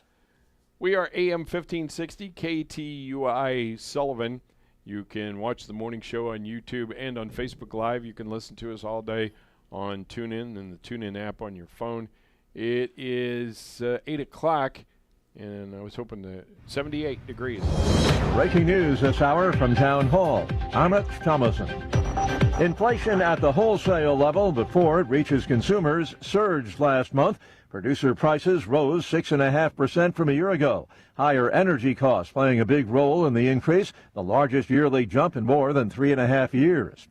Iran's downing of a U.S. military helicopter earlier this week brings retaliation. American attacks on Iranian military targets, communications, radar, ground control stations. War Secretary Hegseth says President Trump's prime objective in all of this is close to being met. Iran will never have a nuclear weapon, which they say they don't want. And so since we're so close to that negotiated deal, if that's the case, they should step up and do it. President Trump providing some insight into how a lot of oil is moving through the Strait of Hormuz despite the Iranian threat. Asked Wednesday about a report that rising gas prices had pushed consumer inflation to 4.2% in May, President Trump had a surprising response. I love the inflation. Suggesting prices would plunge back as soon as the Iran war ends, and then revealing, we've been taking out millions of barrels of oil. Nobody knows it. Secretary Pete Hegseth later telling reporters, we've been protecting commercial shipping going through the Strait of Hormuz, as the president announced, to the tune of over 100 million barrels. There was no immediate confirmation of that figure, which roughly equals 5 days of oil shipments before the war began. I'm Ben Thomas. Knife attack in Belfast has triggered violent demonstrations in Northern Ireland. A Sudanese man is accused of attacking the victim, who was left partially blind. Police turned water cannons on protesters who set fires and attacked police. Wall Street Dow futures up 275 points. NASDAQ futures ahead 230. More on these stories, townhall.com. It's finally happening. The Fed is making a change in leadership, and that could have a profound impact on the value of your retirement. When interest rates go down, the value of precious metals like gold and silver can surge. Call Advantage Gold right now at 800-900-8000 and get your free gold and silver investor guide, a $49 value, plus a free copy of Ken Rogoff's insightful book, Our Dollar, Your Problem. Inside, you'll get honest information about gold, silver, and other precious metals, so you can explore your options with clarity and confidence. Our specialists can help you open a new account or transfer funds from an existing IRA, tax and penalty free. Markets can turn fast, but gold has maintained its value through every cycle, often holding strong when other assets falter and when the dollar weakens. Are you positioned? Don't miss this opportunity. Call Advantage Gold now at 800-900-8000. Results may vary. Consult your financial advisor before investing. Call 800-900-8000. That's 800-900-8000. Almost 2 decades after a deadly bombing at a religious shrine in Thailand, 2 suspects sentenced to death following a lengthy trial. The trial has been very strongly criticized by human rights groups, by groups like the International Commission of Jurists, not just for the extraordinarily long time it's taken, but over the way in which the 2 men on trial have been treated. They've complained of being tortured into making a confession. They retracted their confessions very early on in the trial. They've complained about the conditions they've been kept in. They've often been kept in isolation. For many years, they were kept in military custody, not in civil custody. So a lot of problems with this trial. It's now up to the judges to weigh up the evidence against them. The BBC's Jonathan Head says that bombing killed more than 20 people, at least 120 injured. Authorities say it was revenge by a people smuggling gang, although some suspected Uyghur separatists were also involved. News and analysis, townhall.com. This weekend's UFC fight at the White House is a major undertaking, much spade work required. President Donald Trump's UFC fight on the White House's South Lawn is requiring efforts from more than 7 federal agencies, hundreds of staff working on site daily, and about $60 million. The event is part of the 250th anniversary of America's founding and is scheduled for this weekend with 7 mixed martial arts matches Sunday. A lawsuit filed by 2 Virginia residents seeks to stop it. The agency filed a rebuff in court, noting the $60 million is coming from the UFC and affiliated groups. I'm Geffen Coolball. When Elon Musk's rocket company SpaceX makes its debut on the U.S. stock market, it wants smaller pocketed mom and pop investors play a major role in what may be the biggest IPO in history. More on these stories, townhall.com. Missouri Net News, I'm Matt Pilger. Missouri could run out of money by the middle of next year, according to state auditor Scott Fitzpatrick. We're collecting a little over $13 billion in revenue. This year, going to spend about $2 billion more than that. The recent suicide of a Missouri State Highway Patrol trooper is shining a light on the pressure law enforcement officers face every day. Fulton Police Chief Bill Ladwig says suicide awareness and prevention is something they need to work harder on, not just as first responders, but as a community. One of my favorite community behavioral health folks uses the term a checkup from the neck up. We see a lot of things, sometimes more than once a shift, than what some people will see in a lifetime. $21 million in improvements are coming to one of the main roadways at the Missouri State Fairgrounds in Sedalia. A state fair map shows upgraded streets running east and southwest from Clarendon Road. This is Missouri Net. Childhood hunger exists in every Missouri county, including rural communities. Through Drive to Feed Kids, more than 13.7 million meals have been provided to Missourians since 2017. Visit Missouri Farmers Care Drive to Feed Kids online and make your donation, or join us at the Missouri State Fair on Missouri Farmers Care $2 Tuesday. Every dollar, every can, every meal matters. Together, we can help feed Missouri kids. The following safety message is brought to you by Save Mo Lives. Large trucks and buses need room. When they don't have room, crashes happen. Big, ugly, take up the highway, lives lost, cars totaled kind of crashes. The bigger the vehicle, the bigger the blind spot, also called no zones. Don't linger in the no zones. Make sure you can see their headlights in your rearview mirror before changing lanes. Give them room to slow down, because simple actions and more room save lives. New Testament Baptist Church in Sullivan is starting a new addiction recovery ministry called Life Issues. It's a biblical approach to the 12 steps, bringing scriptural principles into personal focus and making them come alive for transformational living. Whether you struggle with addictions, food, depression, anxiety, or relationships, you'll be encouraged to see how others have found a new way of life with hope for the future through this program. Life Issues will meet weekly on Thursdays at 6:30 p.m. at New Testament Baptist Church. You're not alone. To find out more, contact New Testament Baptist Church at 573-468-3334. Ready for a superior banking experience? At FCNB Bank, we've been serving our neighbors for 120 years, and we're still moving forward. As a community bank, we're committed to enriching your financial journey every step of the way. With enhanced online banking, an improved mobile app, contactless debit cards, and more, FCNB gives you the power to bank smarter, faster, and on your terms, wherever life takes you. Your next chapter starts right here. Police in Manchester investigating after an armed man was reported on school property near several Parkway schools yesterday morning. According to Manchester Police, a school security officer was alerted around 11 a.m. by students who reported a man drinking alcohol in a wooded area between Parkway South High School and Parkway Southwest Middle School. Police Chief Ed Skaggs said the security officer approached the man and briefly spoke with him. During the encounter, the man allegedly removed a handgun from a backpack and displayed it to the officer before running deeper into the woods. A large-scale search was launched involving officers from multiple agencies, K-9 units, drones, and a police helicopter. Authorities established a perimeter around the area and searched nearby woods and neighborhoods. As a precaution, summer school activities at Parkway South High School, Parkway Southwest Middle School, and Wren Hollow Elementary School were temporarily placed on lockdown. Students and staff already on campus were kept inside, and dismissal procedures were delayed. Despite the extensive search, officers were unable to locate the suspect. Police later determined the man was no longer in the area and lifted the lockdown. A 31-year-old man from Lebanon drowned yesterday afternoon on the Niangua River in Camden County. According to the Water Division of the Missouri State Highway Patrol, the incident occurred around 2:17 p.m. off the Big Niangua arm of Lake of the Ozarks. Investigators say the man entered the water and became trapped in a low-head dam.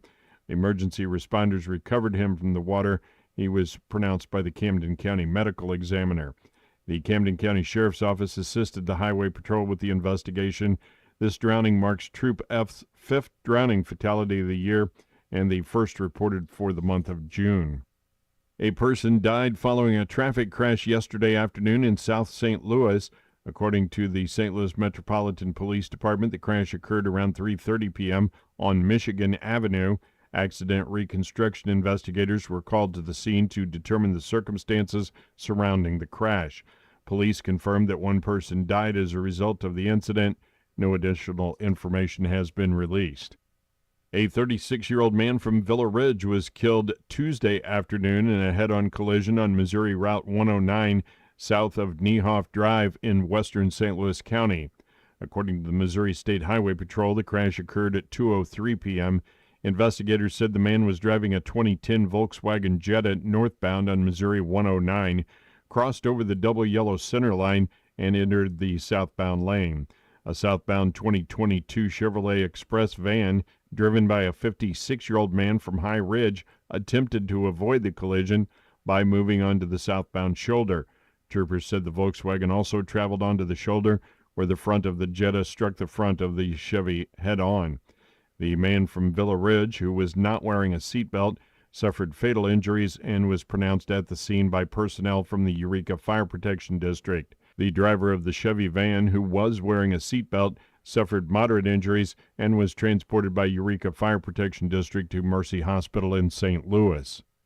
2 men are under arrest in connection with a burglary and arson investigation in Washington County. Sheriff Dwayne Reed says deputies were called to the Cadet area June 3rd after a burglary and fire investigation. Investigators say video showed 2 men forcing their way into a home and stealing firearms and other items. Authorities say the suspects then took a trailer from the property, attached it to a Jeep, and stole a four-wheeler before loading it onto a trailer. Deputies say the residence and a nearby shed were then set on fire before the suspects fled in the stolen Jeep with the trailer and the four-wheeler. The sheriff's office says the investigation led to the arrest of Larry Laws of Cadet and Donnie Eckhoff of Potosi. Both men are facing multiple charges, including arson, burglary, stealing, and firearm-related offenses. Bond was set at $100,000 cash or surety for Laws and $100,000 cash only for Eckhoff. Thousands of classic cars expected to roll through the Sullivan area today as part of the annual Hot Rod Power Tour. The tour will travel along historic Route 66 today, bringing an estimated 5,000 to 10,000 classic cars, muscle cars, hot rods, and custom vehicles through the community during the morning and early afternoon hours. Local residents are encouraged to find a spot along Route 66 to watch the procession and support area businesses. Jim Turntine has set up a viewing area with a large tent, courtesy of Sullivan Bank, at Highway FF and Old Route 66, where spectators are invited to bring lawn chairs and enjoy the event. Motorists should expect heavier than normal traffic along historic Route 66 throughout the day as one of the nation's largest traveling car shows makes its way through the region. June is National Rivers Month, and the Missouri Department of Conservation encouraging Missourians to get involved through the Missouri Stream Team program. Volunteers can participate in stream cleanups, invasive species removal, water quality monitoring, and educational activities throughout June. Participants who complete designated National Rivers Month activities and submit a report by July 15th can earn a limited edition commemorative sticker.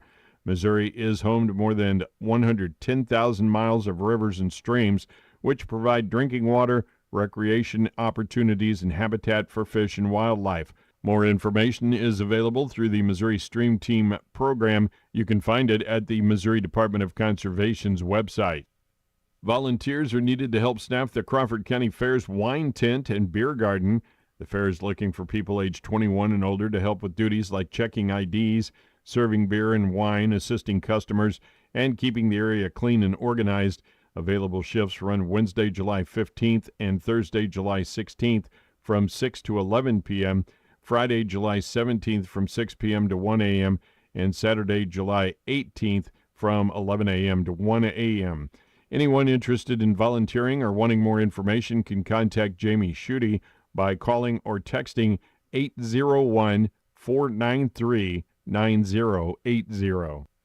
Franklin County Clerk Tim Baker wants you to know that the Franklin County Government Center, Historic Courthouse, Judicial Center, Health Department, and the County Highway Department will all be closed on Friday, June 19th in observance of Juneteenth. The Franklin County Sheriff's Department remains open as they are 24 hours a day each and every day. And the Missouri State Highway Patrol would like to remind the public that driver examination stations throughout the state will be closed on Friday, June 19th for the observance of Juneteenth. That is a look at your local news on a Thursday. I'm Sam Scott. It's Ben from Level 9 Heating and Cooling. If I could give homeowners one piece of advice this summer, it would be this. If your air conditioner struggled last summer, making weird noises, running constantly, or barely even keeping up with your home, don't wait until you're stuck in the middle of a breakdown. Every summer we see this happen. The hottest days arrive, the systems start failing, and suddenly everyone's calling in for service at the same time. That's why now is the perfect time to schedule a clean-and-check appointment or have the conversation about replacing an older system before it turns into an emergency. And listen, you know we're not the company that's going to show up, try to sell you the biggest, most expensive thing possible. We've never been that company, and that's never been our style. We'll give you honest recommendations, explain your options, and help you make the decision that's best for your home and your budget. Give us a call today at 636-259-COOL and let us keep your family comfortable all summer long. Level 9 Heating and Cooling, raising the standard one home at a time. Funeral notices are brought to you by the Eaton Funeral Homes of Sullivan and Bourbon.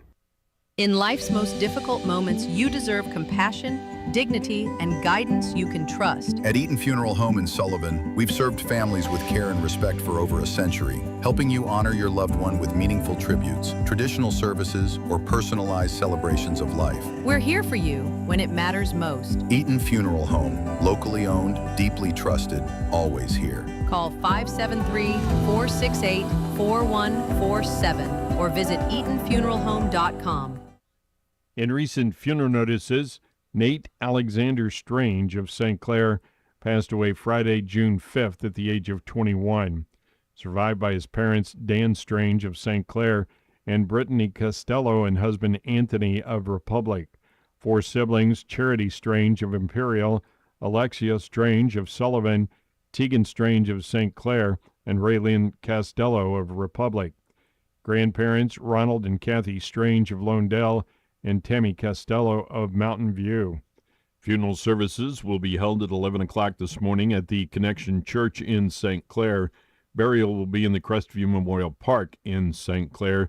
Visitation will be after 9 o'clock this morning until the time of services at 11 at the Connection Church in St. Clair.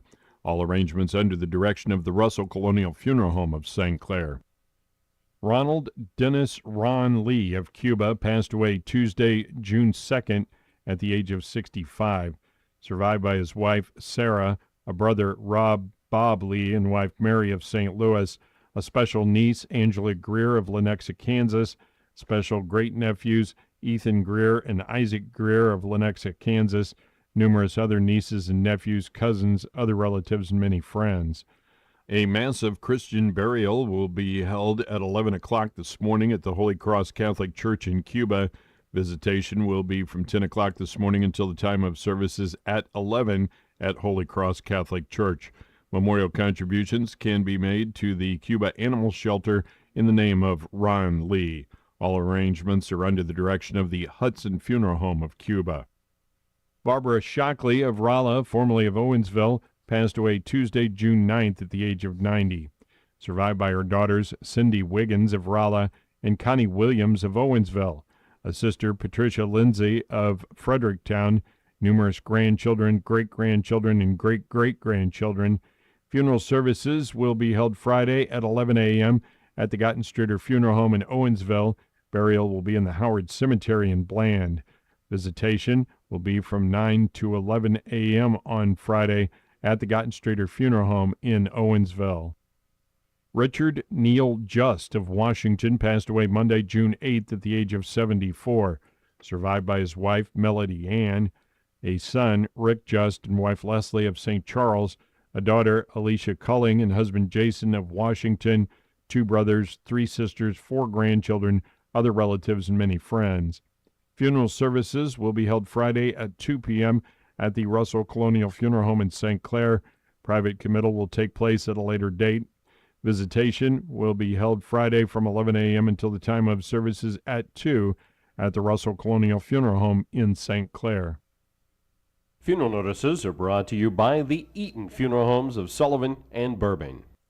Finding the specialty healthcare you need doesn't have to mean long drives. Missouri Baptist Sullivan Hospital, part of BJC Healthcare, proudly provides advanced specialties and services right here in our community. Our specialties include cardiology, orthopedics, oncology, women's health, and more. Exceptional care close to home. You deserve both.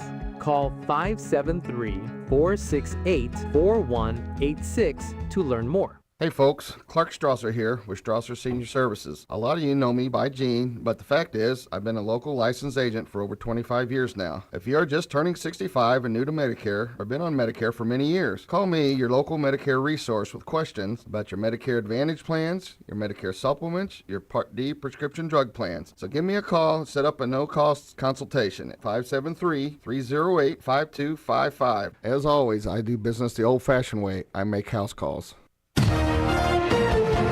AP Sports, I'm Gethin Coolbaugh. The New York Knicks made NBA history by overcoming a 29-point deficit to beat the San Antonio Spurs 107-106 in Game 4 of the NBA Finals for the largest comeback win in Finals history. OG Anunoby's go-ahead tip-in of a Jalen Brunson missed three with 1.2 seconds left secured the win and a 3-1 series lead for New York. We're all excited. We're enjoying it right now, but we're just focused on the next game now. NFL, the Kansas City Chiefs and quarterback Patrick Mahomes agreed to a restructured contract that adds 2 years and pushes the total compensation past $500 million. MLB, the Pirates overcame a late 6-1 deficit opposite a pitching Shohei Ohtani and the Dodgers in a 9-8 victory. And Mexico hosts South Africa Thursday afternoon to kick off the World Cup. Gethin Coolbaugh, AP Sports. Missouri Net Sports, I'm Bill Pollock. Jordan Walker hit a home run and drove in 4 runs. The Cardinals rolled past the Mets 9-2 for their 6th straight win. That matches a season high. The Royals let a late lead slip away. They lost to the Rangers 6-4 in 10 innings. Royals had the bases loaded, nobody out in the 10th, but couldn't score. Seth Lugo left in the 4th inning after being struck in the head by a 106-mile-per-hour line drive. The Royals said afterwards he's doing well. Former Jefferson City Jays high school standout OG Anunoby delivered the biggest moment of his NBA career. Brunson gets it, fires up a 3. Shot no good. The tip, it's gone! It's gone! It's gone! With 1.2 remaining, Knicks take the lead! OG tipped in the game-winning basket with 1.2 seconds left. The Knicks stunned the Spurs 107-106. They came back from 29 down. They're 1 game away from their first NBA championship since 1973. Bill Pollock, Missouri Net Sports. With Ricky Horton, I'm John Rooney. Last night at Citi Field, another team win for the Cardinals, 9-2 over the Mets. And Andre Palante went 6 with a quality start. He's a 7-game winner. Only 3 hits for the Mets. Palante was terrific. He's had a really good season. A lot of strike ones for him.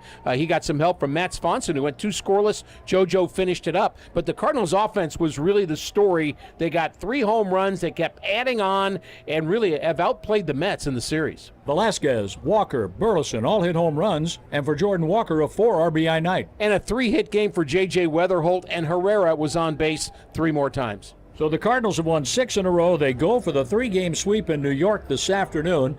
On the mound, Hunter Dobbins looking for his 2nd Cardinal win against right-hander Christian Scott. He's 2-0, and we're on the air at 11:15 this morning. Ricky will have the lineups at high noon. I'll bring you the first pitch at 12:10.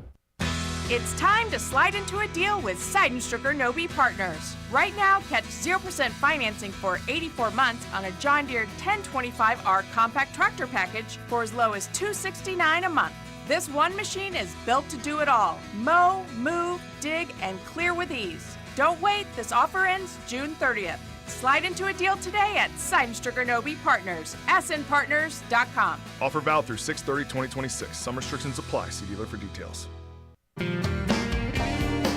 Hi, this is Dale Cottrell, Chief Credit Officer at Sullivan Bank, where we are committed to being a step up in service. Our goal is to put the community back in community banking. We are incredibly grateful to be a part of the KTUI communities and strive to make them a better place for future generations. We've been here for you 129 years and plan to be here for many more. Stop by Sullivan Bank today to experience the step up in service for yourself. It is 25 minutes past the hour of 8 o'clock here on a Thursday morning. I'm Sam Scott. Glad to have you along with me. And Mike Bittner, he's over there. Hacking and coughing and clearing my throat. Choking or something. Yeah, doing something. Weather forecast here on KTUI brought to you by Lacey Mobile Glass. They are your only local auto glass company. And if you need an estimate, all you have to do is call Mark Lacey, 573-259-1248. Sunny skies for us today, high near 92. 90% chance of showers and thunderstorms tonight, mainly before 11 p.m., low around 61. Sunny tomorrow, high near 82. Mostly clear tomorrow night. Slight chance of some overnight showers. Low again is going to be around 61. Partly sunny on Saturday, a 60% chance of showers, possibly a thunderstorm, high near 82. Then a 90% chance of showers Saturday night, possibly a thunderstorm, low around 65. It'll be partly sunny on Sunday, 30% chance of showers before 1 p.m., high near 76. And I know we hit the 80-degree mark, and that's where we're sitting right now is 80. And out at Sullivan Regional Airport, they're saying 81. That's what I've got. 81 feels like 83 already. Mike's watch is at 81. Wow. See, 8:30. Not even 8:30 yet. We're I know. already 81 degrees. Coming up this morning at 9:10, I'm going to be talking with Joel Depker. He's the Vice President of External Relations at East Central College. And then we've got live from the White Mule Winery coming up at 10:05 this morning.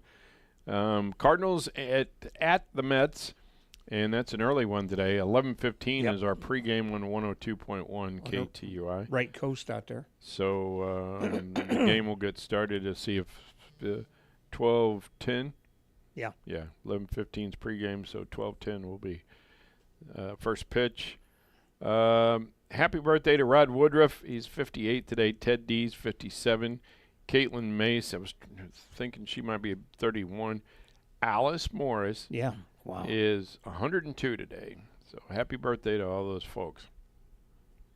Tony and Jeanette Mallory celebrating their 32nd wedding anniversary today.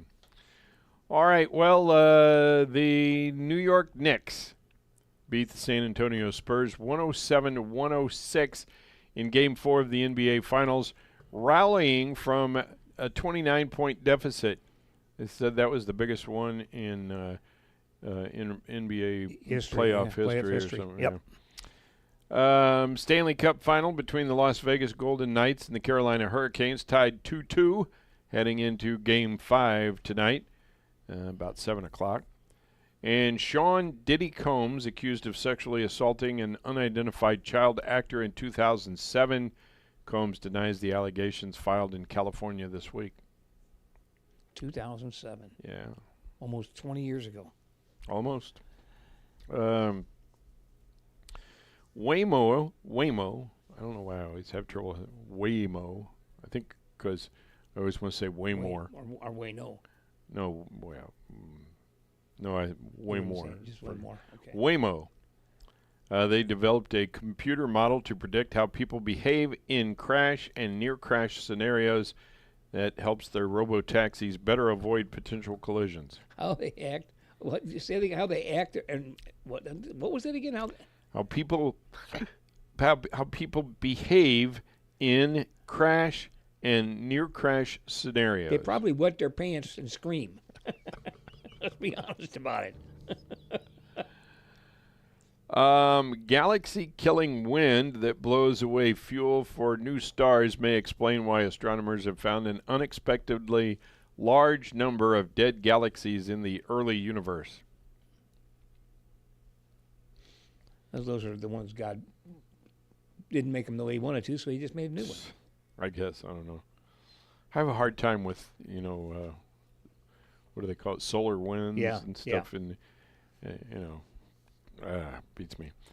Novel, I don't know if novel or novel or whatever, ultrasound system with a virtual reality headset lets medical professionals see a 3D augmented reality image of scanned tissue, making it easier to identify and analyze.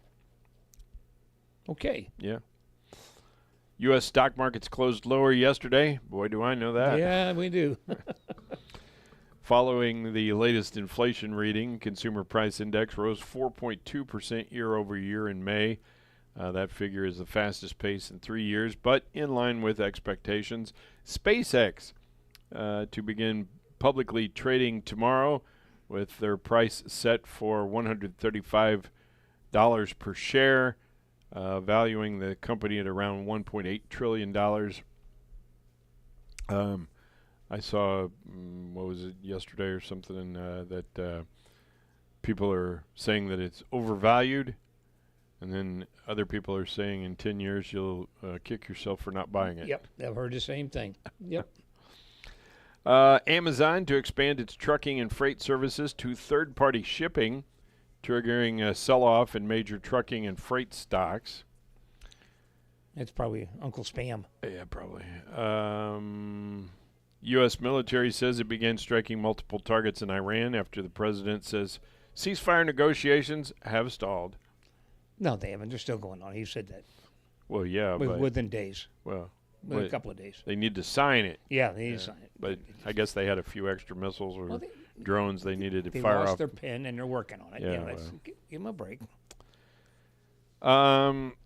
The House Oversight Committee questions Bill Gates about his interactions with Jeffrey Epstein from 2011 to 2014. When is this ever going to go away? In a closed hearing, Gates says Epstein sought to blackmail him over his affairs with Russian women, but he denies any illicit conduct.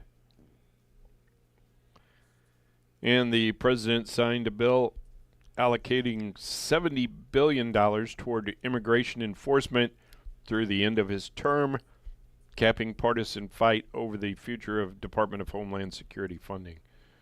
So that's some of the stuff going on in the world. Out there towards the East Coast, not quite to the East Coast, but awful close. Yeah, well,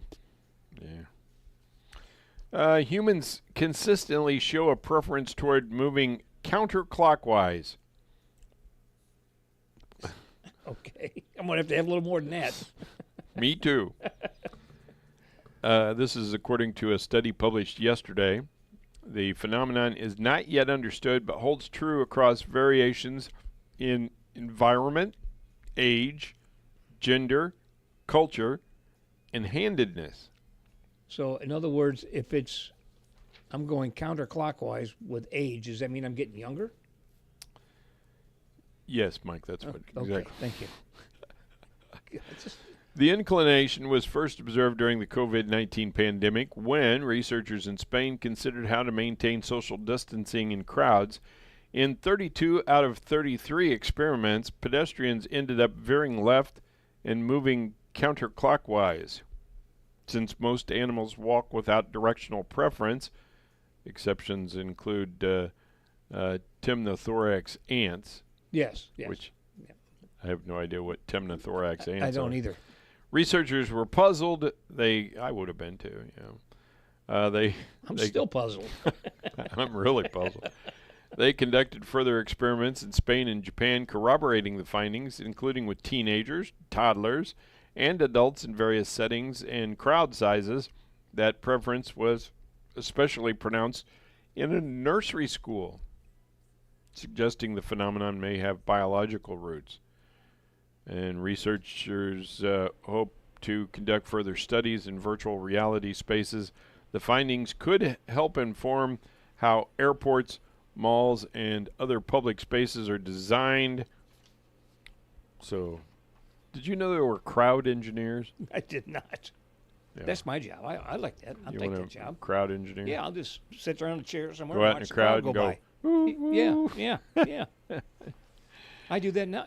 When Kath and I would go down to Branson, she would do her shopping down at the mall because it had to happen. I mean, that was just part of what had to go on. You'd go over to A&W and I would actually sit on a bench outside, and then she'd come out and she'd say, I'm going to go here, here, here, and here, and there's another bench right over there. Why don't you go over there? I'll meet you there. Okay, so I'd go over to that bench, and then when we got down to that corner where the tool store was, and A&W is right next door, I'd go and spend 5 minutes in the tool store.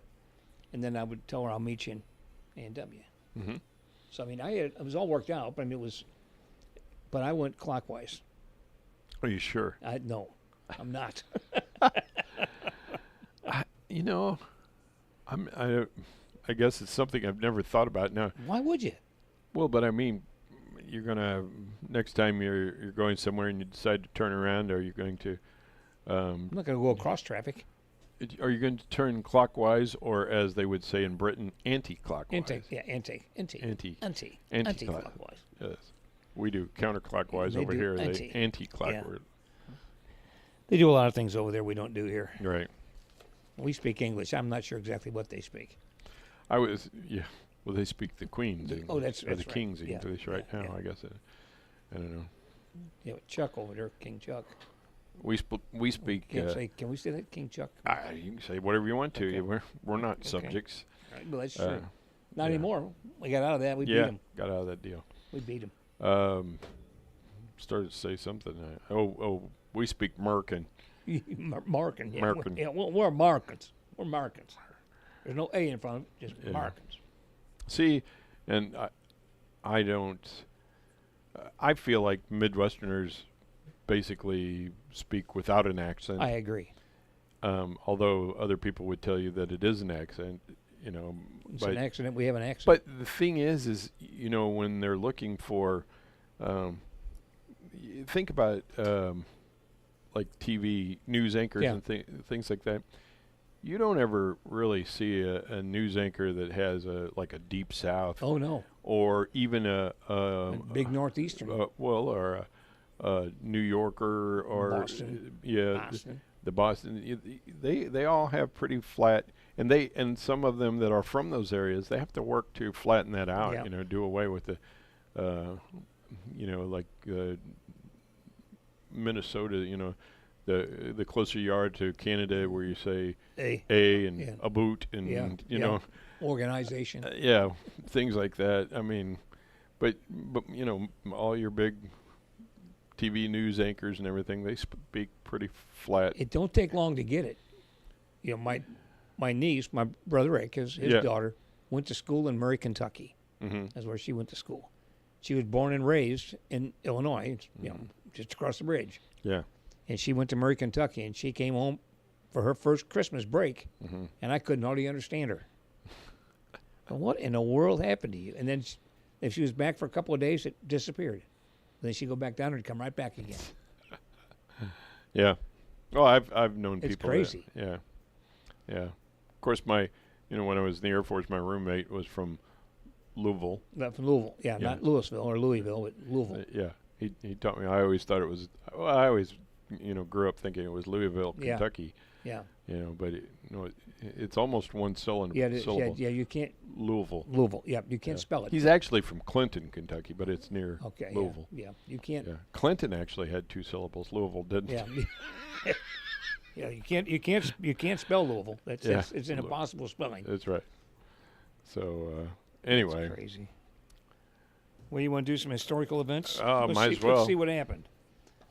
Historical events? Yeah, hysterical. Some of these are. Okay. 1776, the Continental Congress appoints Thomas Jefferson, John Adams. TJ. Uncle Ben Franklin.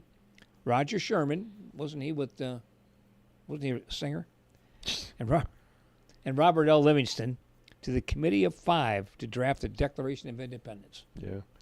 And they did a good job. I think I've got something. They're going to read the Declaration of Independence. On the 4th. Was it on the 4th? I think it's the 4th, wasn't it? Well, I don't know.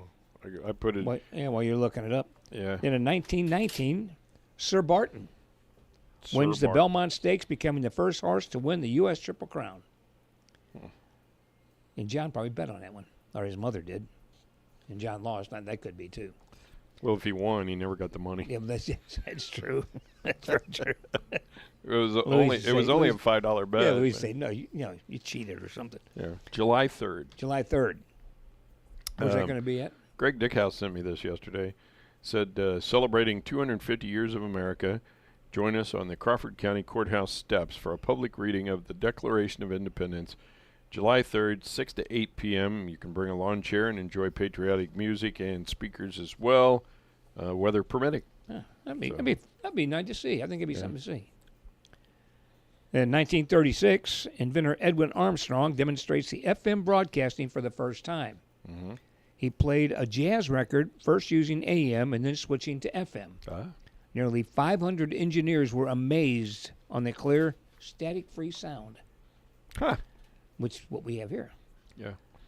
1942, the United States agrees to send Lend-Lease aid to the Soviet Union, which a lot of people don't know that. They thought it was just England, but it was the Soviet Union too. The aid was given free of charge as help for the defense of the U.S. during World War II. All right, 1962. After 6 months of preparation, Frank Morris, John Anglin, and Clarence Anglin, do you know who those guys were?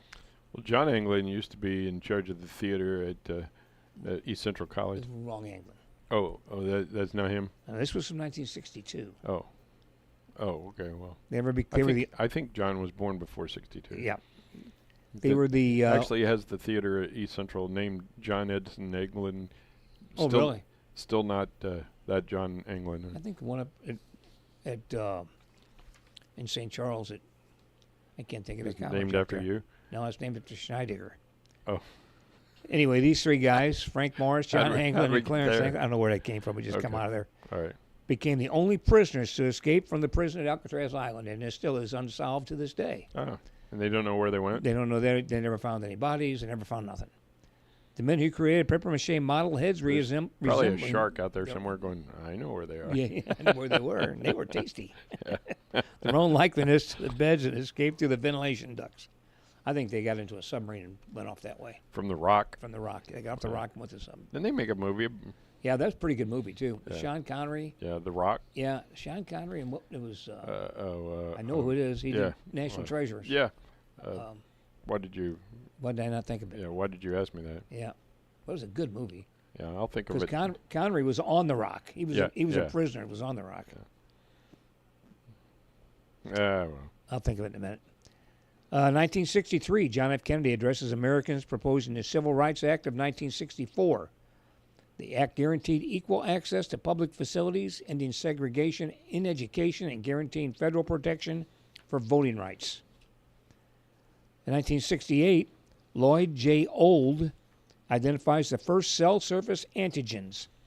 The identification led to differentiating between different cell types. Yeah? Not Nick Nolte. That ain't right either. Cage. Nicolas Cage. That's who it was. I had the Nick part right. Yeah. I was thinking Nick Kane. I guess that's probably what. Was he in that too? Nick, I don't know. I don't think so. 1970, the first woman received their ranks, Anna Mae Hayes and Elizabeth P. Hoisington became the first women to have officially received the ranks of U.S. Army general officers. They were the first generals in 1970, two women.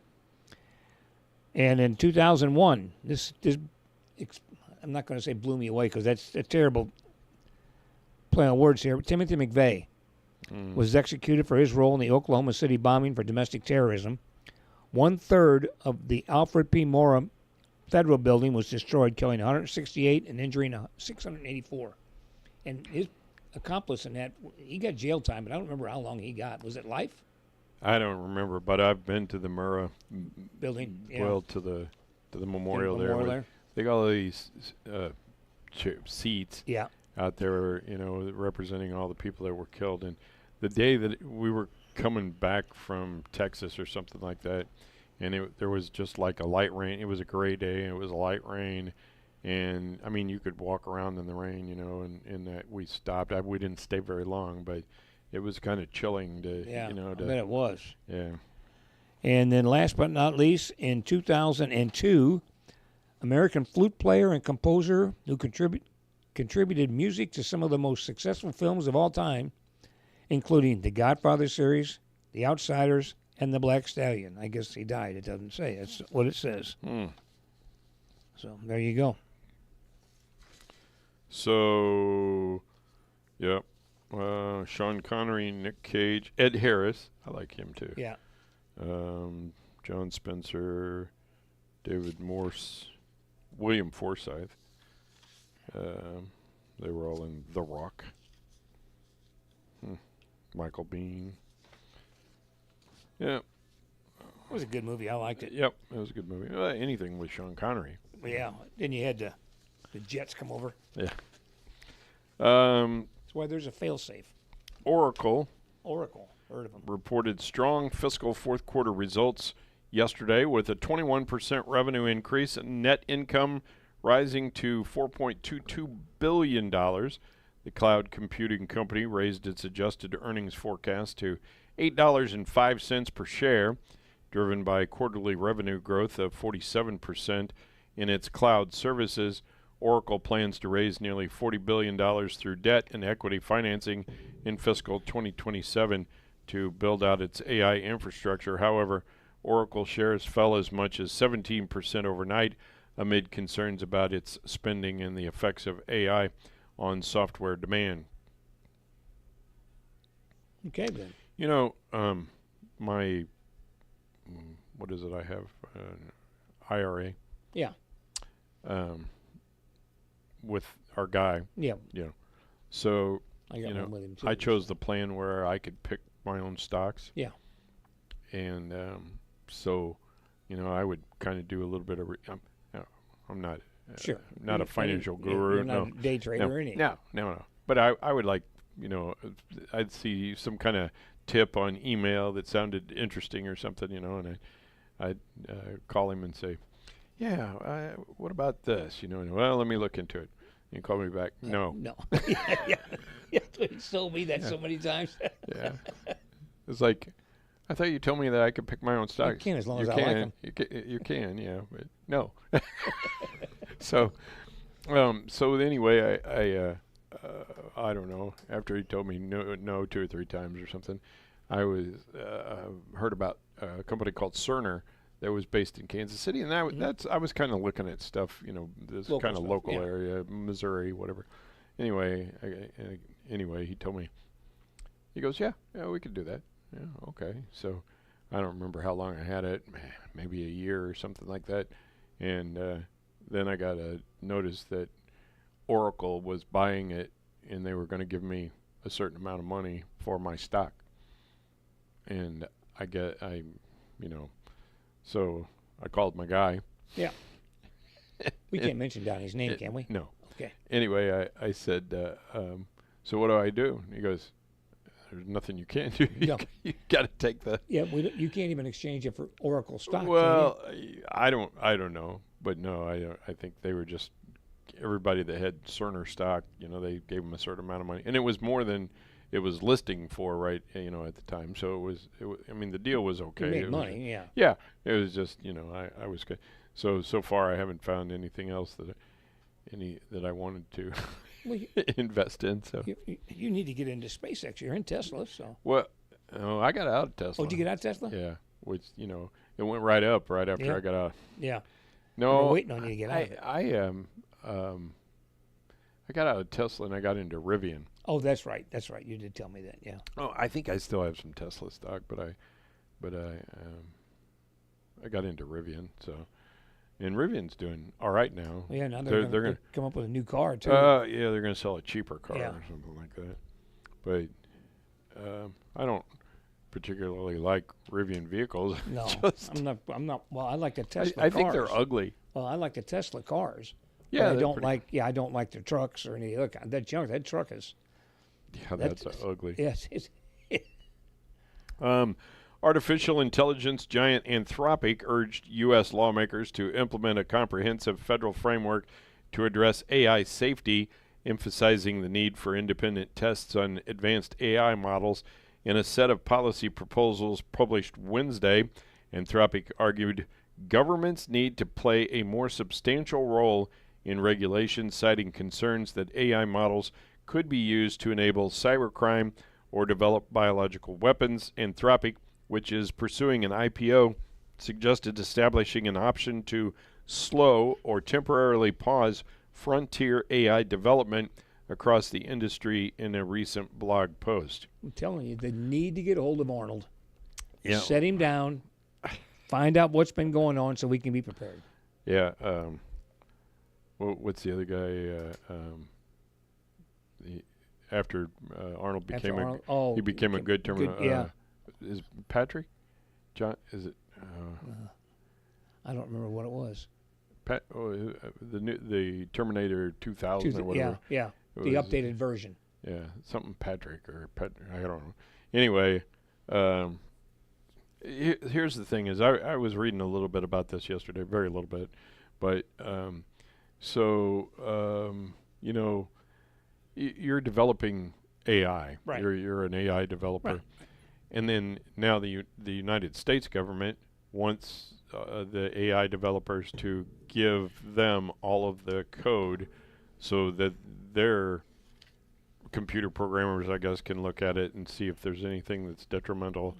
And then, so where does, now I don't think that's right. But. Well, no, but I was thinking about it. There's a lot of damage that AI could do. Oh, absolutely. So where as a business, and you're trying to come up with this stuff, and the government wants to, I'm like, where's the line? It's like. It's pretty fuzzy right now. Yeah. Not that the government regulates all kinds of stuff, airplanes and mass transit and, even cars that we drive. There's all kinds of government regulations about stuff, and which kind of amuses me because, the cars that you buy today, the new cars, they've got all these safety things. The bumpers, the seat belts, the airbags, all of this stuff, and yet we're pretty much allowing people to drive these side by sides on the streets, which have none of nothing. these safety regulations. And they're driving around on the streets, and so basically they have all the protection of a Model T Ford. Yep. At best. And best. I don't care that people drive them around. I just think it's amusing that these part of the reason why vehicles are so expensive is because of all the government regulation. But not saying that the side by sides are cheap. Oh no, they're not cheap either. I looked at those. Yeah. I had one, but I bought a used one. Right. My son and I bought it together, and we sold it. I don't remember 3-4 years later for exactly what we paid for it. So it held its value. They're still expensive. It was a John Deere, whatever, 6-seater or something. They're still very expensive out there. Yeah. I don't know. It's just crazy to me. Yeah. But of course, the one that we had, I wouldn't want to drive it out on the street. No. It wasn't really. I know there's certain ones that are okay, and I can't remember what the regulations. There's regulations on them. I can't remember what they are. Well, some of them cost as much as a car. I heard a guy rides like a go-kart up and down Watson Road. Oh yeah. It's flying down Watson Road. Yeah, that's probably not legal, but no. We talked a little bit about this place. We don't think we named it, but Cracker Barrel. Yeah.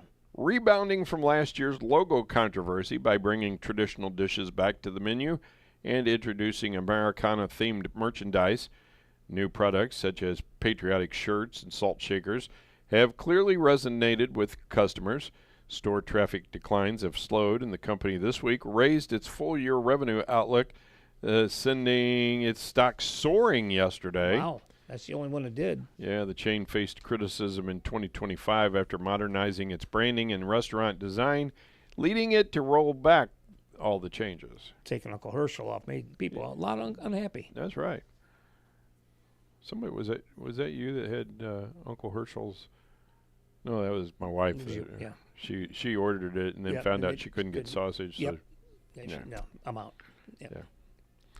Yeah. When the World Cup kicks off today, two of the sport's most recognizable faces will play in their sixth global competition. Argentina's Lionel Messi and Portugal's Cristiano Ronaldo. Oh, I thought you were talking about us. Yeah. May each have won prestigious club titles and major sponsorships, but neither got there overnight. So who might similarly break through with casual soccer fans this year?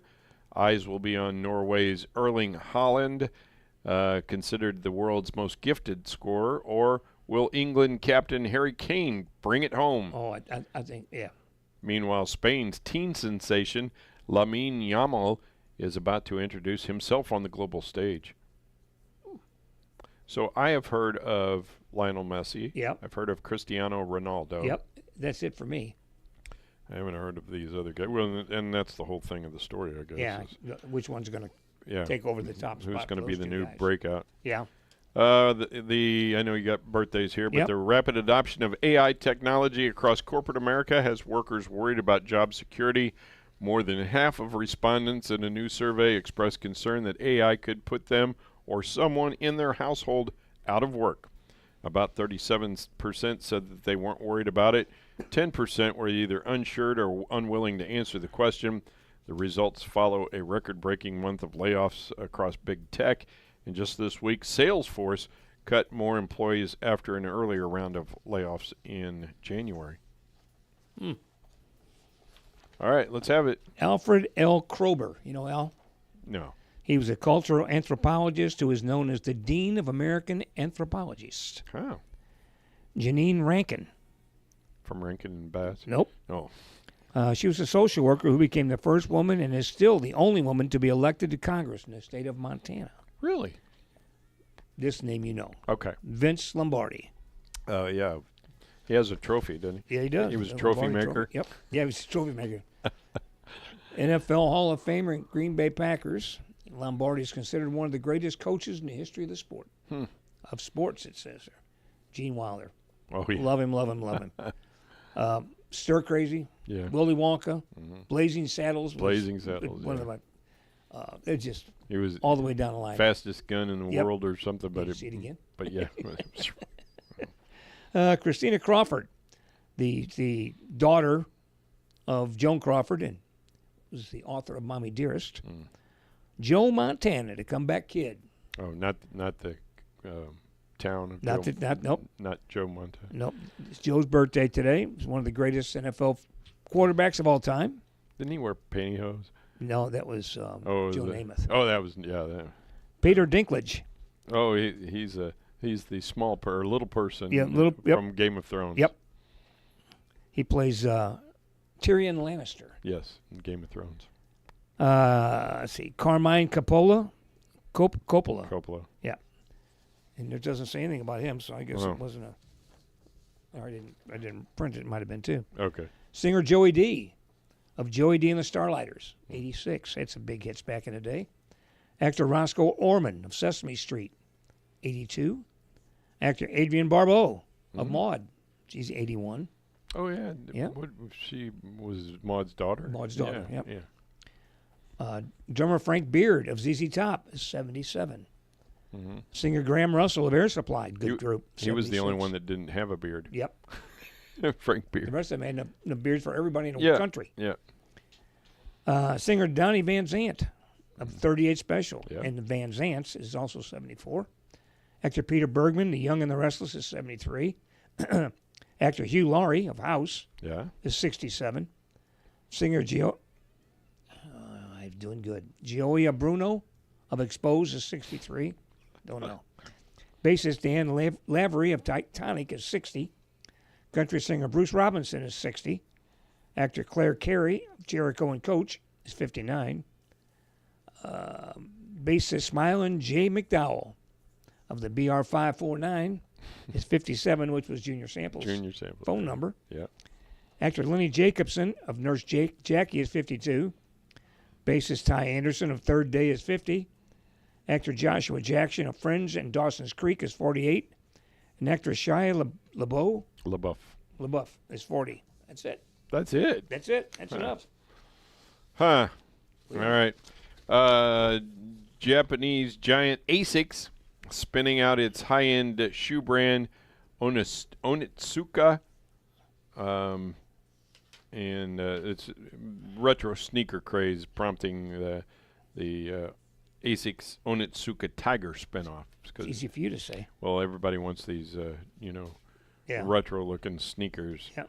It's a 77-year-old label. Is it really? Yeah. Wow. All right. We are coming up on 9 o'clock. Going to have the for sale show at 9:05, so get your stuff ready to go. Give us a call at 468-5101. You can send me a text at 573-677-1001. Email me at forsale@ktui.com. We are AM 1560 KTUI Sullivan. It is 9 o'clock, and here's the news. News this hour from Town Hall. I'm Rex Thomason.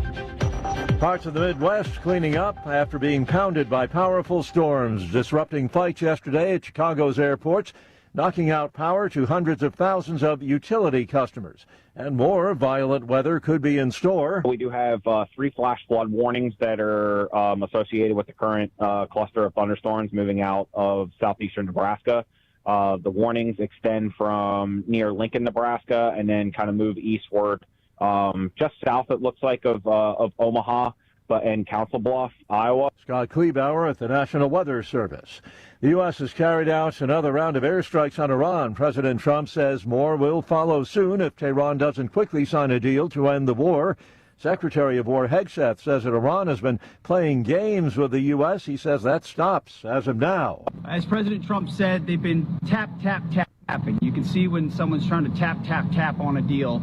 Instead, they're going to have tap, tap, tap bombs dropping on key facilities in Iran from the United States of America. And that has happened with U.S. missiles raining down on multiple military-related sites. Get more from the BBC's Thomas Morgan. The U.S. say that they've concluded their attacks, but we understand that the IRGC, the Iranian Revolutionary Guard, have responded by attacking U.S. bases in Kuwait and Bahrain, describing it as punishment for the attacks early in the evening. The U.S. Central Command said the strikes were due to the unwarranted and continued aggression shown by Iran. I think we're in this constant state of back and forth, really, not only in terms of who shoots first, but also a war of words, especially on social media.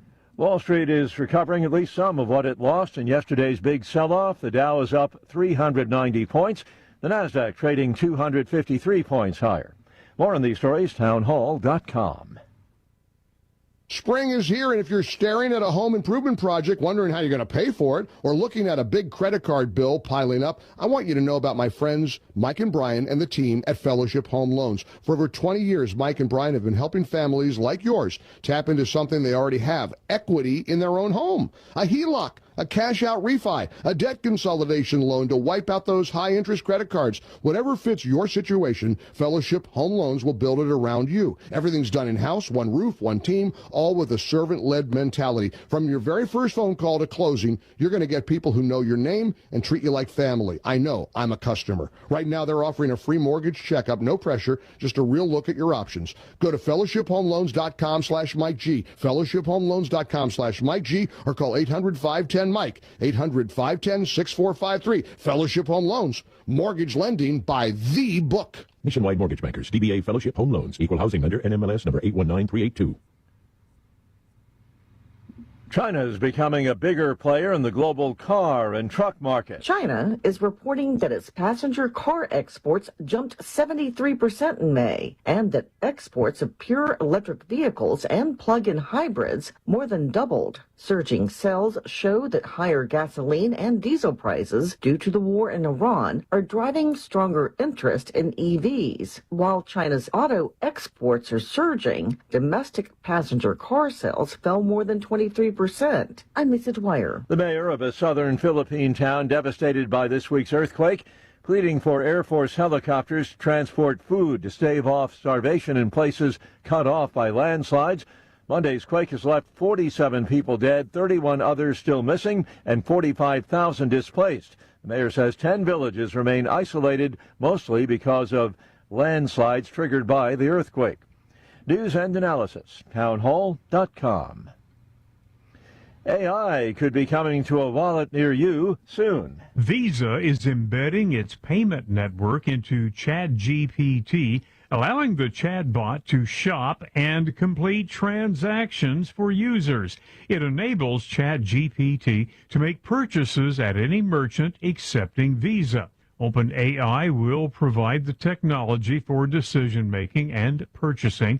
Visa ensures the secure transactions. Concerns, though, do include potential unauthorized purchases, but Visa plans to implement very strong safeguards. Jason Walker reporting. Inflation at the wholesale level before it reaches consumers surged last month. Producer prices up 6.5% from 1 year ago. Higher energy prices playing a big role in the increase, the largest yearly jump in more than 3.5 years. More on these stories, townhall.com. 5 minutes past the hour of 9 o'clock, and time for the For Sale Show. If you've got something to buy, sell, or trade, give me a call real quick here, 468-5101. You can text me at 573-677-1001, and you can email me forsale@ktui.com. You can use the number 4, or you can spell it out, FOR sale at ktui.com. I'll warn you that I don't have anything much. I think I've got one thing that somebody texted me for the For Sale Show, and we'll get to that in just a moment. I need to tell you that our weather here on KTUI brought to you by Lacey Mobile Glass. They are your only local auto glass company, and if you need an estimate, all you have to do is call Mark Lacey. His number is 573-259-1248. Sunny skies for us today, high near 92. 90% chance of showers and thunderstorms, mainly before 11 o'clock tonight. low around 61. Sunny tomorrow, high a little bit cooler. High is going to be around 82. Mostly clear tomorrow night. Slight chance of overnight showers, low around 61, and then partly sunny on Saturday. 60% chance of showers, possibly a thunderstorm. High is going to be around 82. Then on Saturday night, 90% chance of showers, possibly a thunderstorm, low around 65. Partly sunny on Sunday, 30% chance of showers before 1 p.m., high near 76. Right now at the studios of KTUI, we're showing 82 degrees. All right, let's get into the for sale show. The only thing that I have right now is a picture of, I guess you would call it a coffee table. It's kind of a low table. It's round glass, and it's got some kind of like a chrome base on it that's, you know, kind of like the rings around a globe or something like that. Anyway, they're wanting $50 for it, and if you want to see it, text 314-799-5766. 314-799-5766. Tell him that you're interested in the table and you'd like to see a picture of it. He'll text you back. All right, I think that's it. That's all I've got for you here this morning. It is 7 minutes past the hour of 9 o'clock, and Joel Depker is in the studios, and we'll be talking with him. He's from East Central College. We'll do that right after you hear this from the folks at Jerry's TV Sales and Service. Stay tuned. Get a washer that helps you handle your laundry all in one place. Pre-wash items right inside the washer using the built-in water faucet to help remove loose soils. Save a step by soaking and washing in one cycle. When the 30-minute pre-soak option is finished, the wash cycle starts automatically. For mattresses, furniture, flooring, and appliances, see the folks at Jerry's TV and Home Furnishings at 375 West Springfield in Sullivan, or call 468-4300. Joel Depker is the Vice President of External Relations at East Central College. Good morning, Joel. How are you doing today? I'm doing very well, Sam. How are you? Good morning. Doing all right. Good. I guess summer registration or summer classes are already underway, right? Yeah, summer semester. We are wrapping up the second week tomorrow, and it's an 8-week summer semester. So those students in those classes, you know, it's an accelerated time frame. So they're already thinking about, you know, some exams, finals, or midterms will be coming up in just a week or two, but we've had some pretty good success with summer semester this time around, in that we're up about 9% from last summer. We think that's from students who took less classes in fall and spring that need to continue on and get a class or two in the summertime so they can continue on their academic pathway, or they could just be graduating, completing their certificate or degree. A lot of our summer semester students are current students at East Central College. We do have some, certainly, that are coming home for the summer, living at home with their parents, and, you know, they're coming in and taking a class that they couldn't get at their four-year university, or they're trying to increase that GPA from that four-year university in a certain class. But a lot of them are our current students. But it's nice to see being up instead of down, for sure. That's a good sign for us. So I think fall registration's underway, right? In the throes of fall semester registration. How's it looking right now? Doing really well. Yeah, we're doing well in the fall too, about up 10% from last fall. So there's always a lot of reasons why you're either up or why you're down. It's never one thing, because if it was just one thing, we would fix the one thing, right? Right. So it's never the magic button. But a couple of things we think why we're up for fall. One simply being we're doing a much better job in our student services, enrollment services, with applications from students. So they fill out an online application. We're just replying to them much quicker than we had in the past. We're just being a little more proactive in communication, setting expectations with students, setting up a timeline. What are those next steps for us students? Because you know this in this day and age, you know, people want things quickly. Right. You know, if I can get a package delivered from Amazon in 24 hours, I would expect my community college to get back with me within 24 hours or less. Yeah. So I think those are the expectations that we have now as a society, which is understandable. So I think that's partly why we're up, and we're up in new students, which is a good sign. We're also continuing students were about the same as we had last fall, and then transfer students, we're seeing an increase in that. A myriad of reasons why all of those things are happening. It could very well be, someone had went to a 4-year university, didn't like it for some reason. Could be financial, personal, social, you never know. Program changed, so homesickness, right. Well, they discover, it's not for everybody. Yeah. We're a pretty intimate, smallish campus, and if you go off and go to a campus like a Mizzou, that's tens of thousands of people, and in those classes, you could have 300 people coming from a high school where you may have had 20. Yeah. Could be tens of thousands of dollars, too. Yeah, exactly, right? So, and we're about a third of a cost of a 4-year university. Mm-hmm. So we're certainly more of affordable option there. So that could be part of it, too. Again, that's just so many reasons. But I will say, I've been at the college for 13 years. I've never seen us up this much this late in the year as I've seen this year. We've been up 1 or 2%, down 1 or 2%, but to be up 10% from last fall is pretty remarkable. We're just knocking on collective wood that continues, because that just tells us that more students are looking for us for their educational opportunities, and it certainly helps the budget. But more importantly, I think, is people are coming to us that we're a resource. And we're Union and Rolla locations of campuses. This is collective, the East Central College total. So, just me looking, from outside, I think, probably in the last, 40 years or so, I think the term JUCO, I think it had a bad stigma, Right. I mean, there were some junior college. Yeah, but I mean, there were some movies and things that, and I think East Central's done a great job of both, making it not what you would see in the movies, and also finding out that students that go on from their 2-year degree or whatever do well.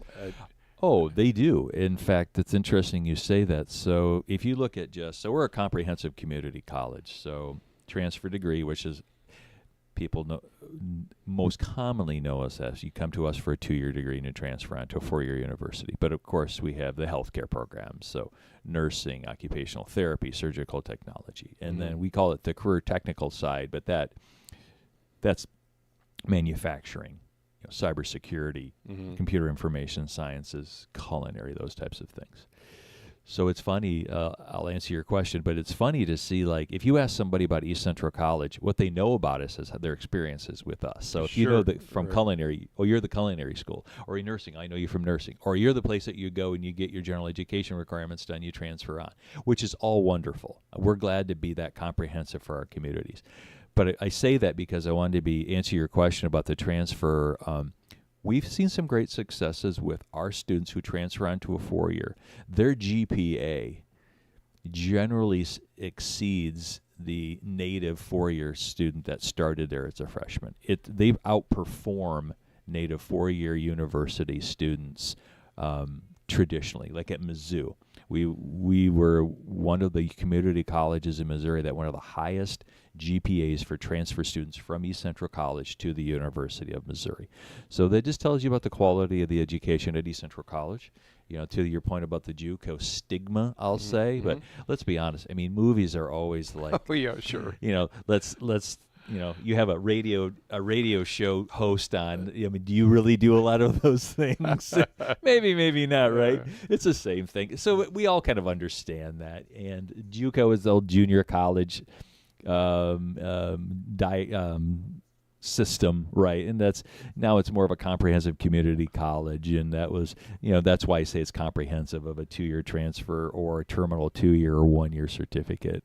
But I'm glad to hear you say that, make that comparison about JUCO. I think those things were slowly going away, and I think the quality is being acknowledged at East Central College. And we are an open access institution. You know, when you compare us to a four-year, we don't turn anybody away. So we're getting people from all walks of life, all different educational experiences. No GPA is even required. You know, we'll put you through an assessment exam, but that's about it. So you mean you're not like Harvard, and you're going to limit the number of A's that you can do? That's exactly right. We don't quite have the endowment that Harvard does either, which I believe is $4 billion or something like that. No, but no, we're not. But that is a difference, right? But that's okay. Yeah. Right? I mean, everybody has their place. You know, that's what we are. We're here to help everyone. We turn no one away. The most I can say is you may have some standards you have to get into to get into some of our healthcare programs. For the most part, we don't have any of those kind of rigor to get in, requirements to get into a program other than a few healthcare programs. And certainly when you apply at East Central, you know, we give you an assessment, but we're assessing your skills to see math, reading, English. But we do that so we can place you in the classes where you'll be the most successful.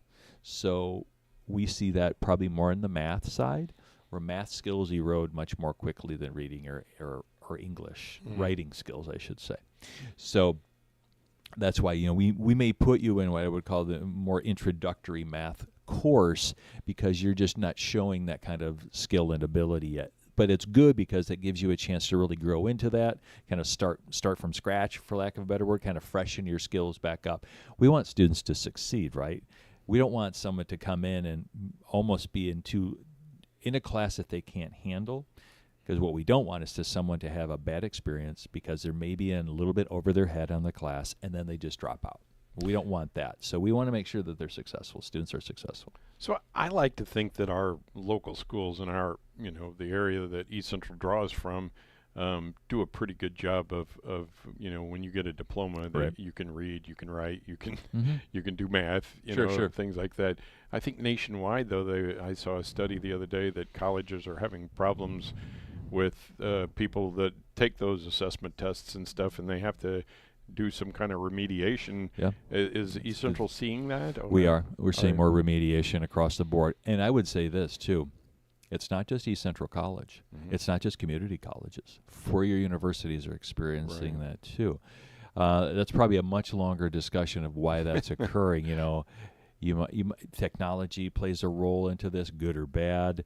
But again, if you haven't taken a math class in a year or two, boy, those are the first skills that they do not stick, and that studies show that. So, but yes, you're right. That trend line is certainly theirs, but we recognize that. We know that the students are coming in, and we take great care in making sure that we have the tutoring available, and making sure that those tests are available, and placing them in the appropriate classes. A lot of the times with our students, sometimes students that need the help don't look for the help. I think they're embarrassed. They don't want to acknowledge that they need the help. It's just they're overwhelmed by the whole process, but we implore upon them, boy, if you're struggling in a class or you have a question, please ask your faculty member. Go to our learning center where we have tutors in all disciplines. So it's something that we pay very, very close attention to. And I'll be honest, you know, what we're finding is technology is good, but it's the type of technology that students are using now. So they use tablets and phones, but when you get into college, you may have to be using a laptop or a computer. Some students aren't really familiar with that technology, like a mouse. Some of these students coming in now aren't familiar with a mouse. So we have to tell digital literacy. Oh, wow. It's strange. When you look at a phone, it's all touch screen, right? But that's just scanning, looking for information, where if you have a file on a computer and you have to download it or you have to save it, some students aren't aware about that. I just had a conversation yesterday, right-click was foreign to a few students. That's true. So we recognize that, and we're working with students the best we can to make sure that they're improving their skills. We do have a class for students coming in. It's a 1 credit hour class, which really means 1 hour a week.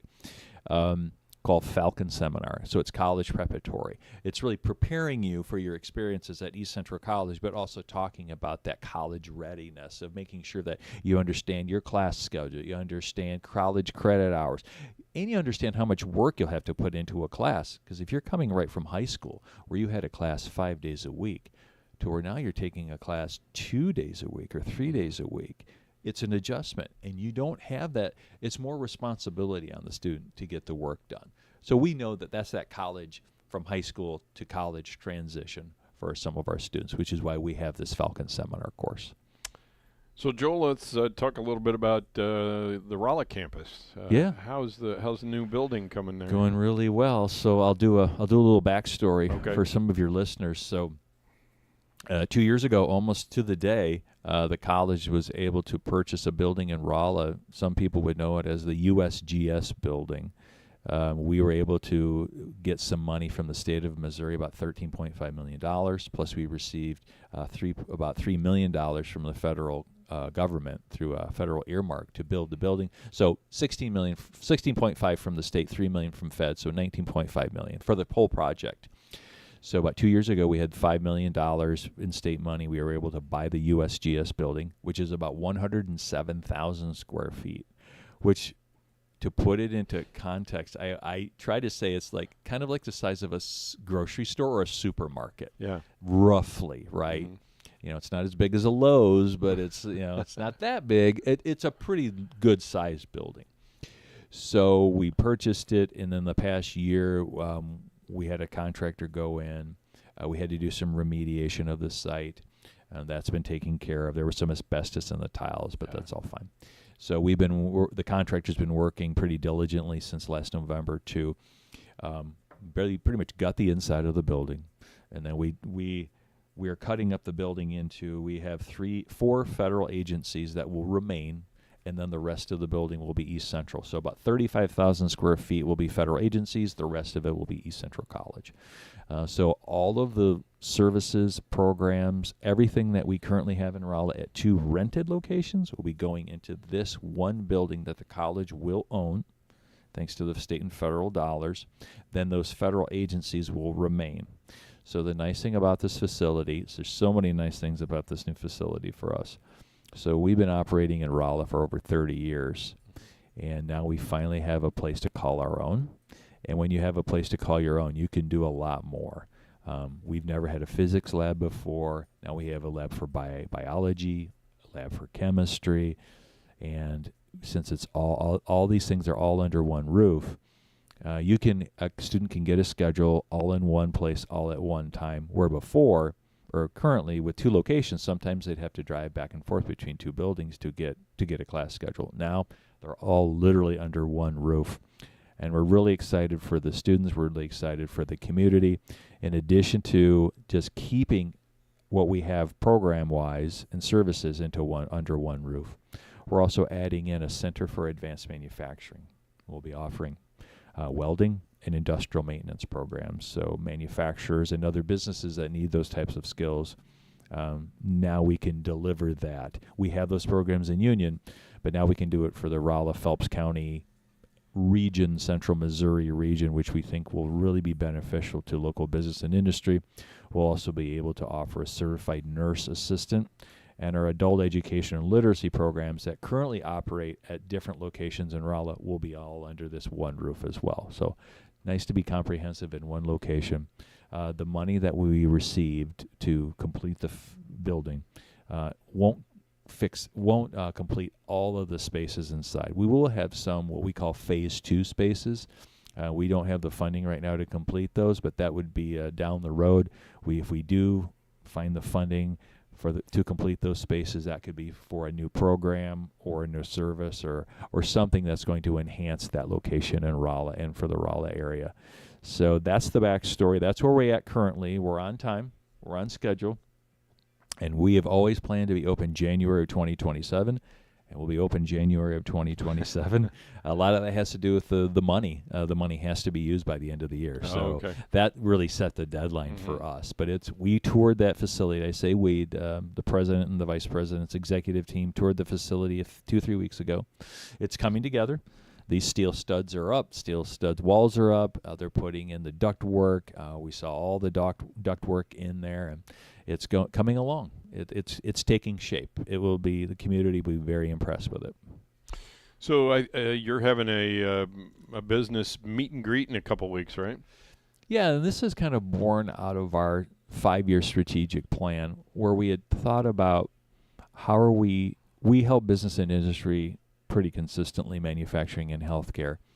What else can we do to help businesses in our area? And we thought about how can we help small businesses grow, or somebody has an idea for a business, a burgeoning idea for a business. That's the intent of this. That's born out of our 5-year strategic plan to help our region. So this business meet and greet will be held on the Union campus and our training center, the ECTC, Tuesday, June 23rd. So we'll have some networking and refreshments at 4 with some presentations at 5.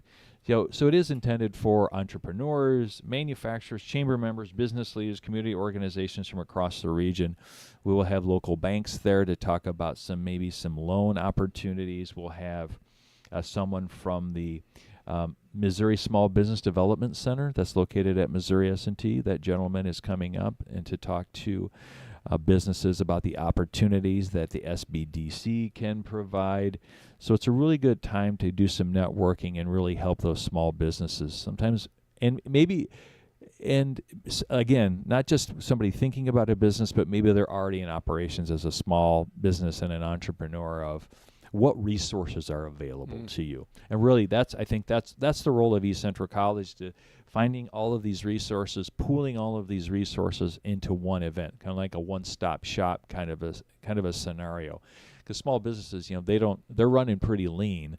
They don't have a robust staff. Sometimes it's a party of 1 or 2 or 3. Yeah. So they need those resources sometimes. A lot of times it's a business plan or a marketing plan. It's a well-intended business, and a lot of the times those businesses come from an area of passion. I'll give an example of somebody who really likes baking, or they're really into cooking. So they have that skill, but they may not have the inherent skills and abilities to complete a marketing plan, or how to get a loan, or what's a business plan.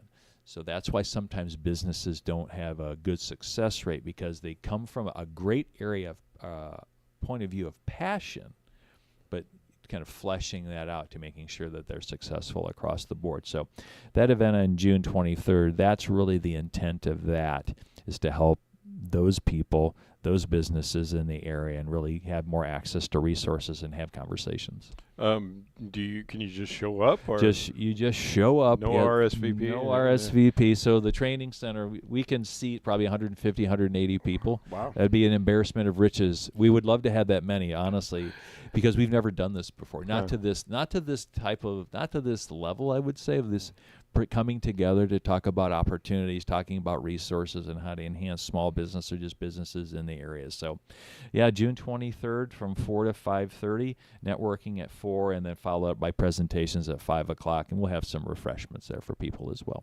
So you guys got something going on with Amazon for an overstock sale or something? This is through our ECC Foundation. So this is coming up in July. It's a 2-day Amazon overstock sale where every purchase helps make a difference. So there'll be a lot of items that will be just $5. I'm checking my notes here. Offering some savings for shoppers that include purses, accessories, home decor, household goods, holiday items, and more. So that's going to be interesting. So the items were donated to us. It's by an anonymous donor. And a lot of different vendors. So it's going to be interesting. We've never done this before, and I'm going to cheat a little bit, and I'm going to look up the dates because it's in July. Oh. But we're really looking forward to this. It's fun to do something that you've never done before, and just to see kind of what it's all about. So July 17 from 7 to 6. And then July 18 from 8 to noon, and that will be in the gym on the Union campus. So it's a two-day overstock sale. So all of the funding will go to our foundation. And if you're not familiar with the ECC Foundation, they sponsor and fund a lot of things, including several scholarships for students. So a lot of our students at East Central take advantage of the foundation's scholarships, but they've also been really good about funding different programs on campus, different initiatives on campus. So they do a great job of supporting the college, the ECC Foundation, that's celebrating over 50 years of since they were created, more than 50 years ago. So, yep, that's the Overstock sale, deals for a difference, July 17 and July 18 at East Central College. Joel, I think that probably for some people, the hardest part of college is putting your foot in the door the first time. It really is. So you guys have some people that'll help with that, though. We do, and we talked about us being an open access community college where, we certainly get recent high school graduates, but we certainly get those people who have never come to college, who maybe, I'll just use the age of 30, but we have 40-year-olds and 50-year-olds, or they have some college credit, and they started, and for whatever reason, they never finished. And it could be either started with us and have never finished, or they have some credits from some other colleges. I always tell them, especially the people who've been out of it for a while, they're probably a little more apprehensive of coming back to college or starting college. I would say the best time to start is now. We certainly have career advisors, we have counselors, we have advisors, we have tutors. So you're not just thrown into the lake and learn how to swim, because that doesn't benefit the student, that doesn't benefit the college. So we have a lot of resources to help people, including that learning center I mentioned with tutors across the board of English, reading, writing, math, almost you name it, any discipline. There's tutors there to help a student of any age. They just have to seek that out. The easiest thing for someone to do, honestly, Sam, is if they're really interested, they're thinking about starting or coming back, go to the East Central website, eastcentral.edu, fill out an application, and someone from our enrollment services will contact them within 24 hours. So that's what I would say to someone who's been thinking about it. And you mentioned a four-year university, and our tuition is about a third or half of a four-year institution. So it's not as much of a financial barrier as someone who's looking at a four-year institution, especially when we have scholarships through our East Central College Foundation. We also have institutional scholarships for a student. And sometimes with those scholarships, not all across the board, but there are a few scholarships that the money is never used because students don't seek it out. So we're always looking for good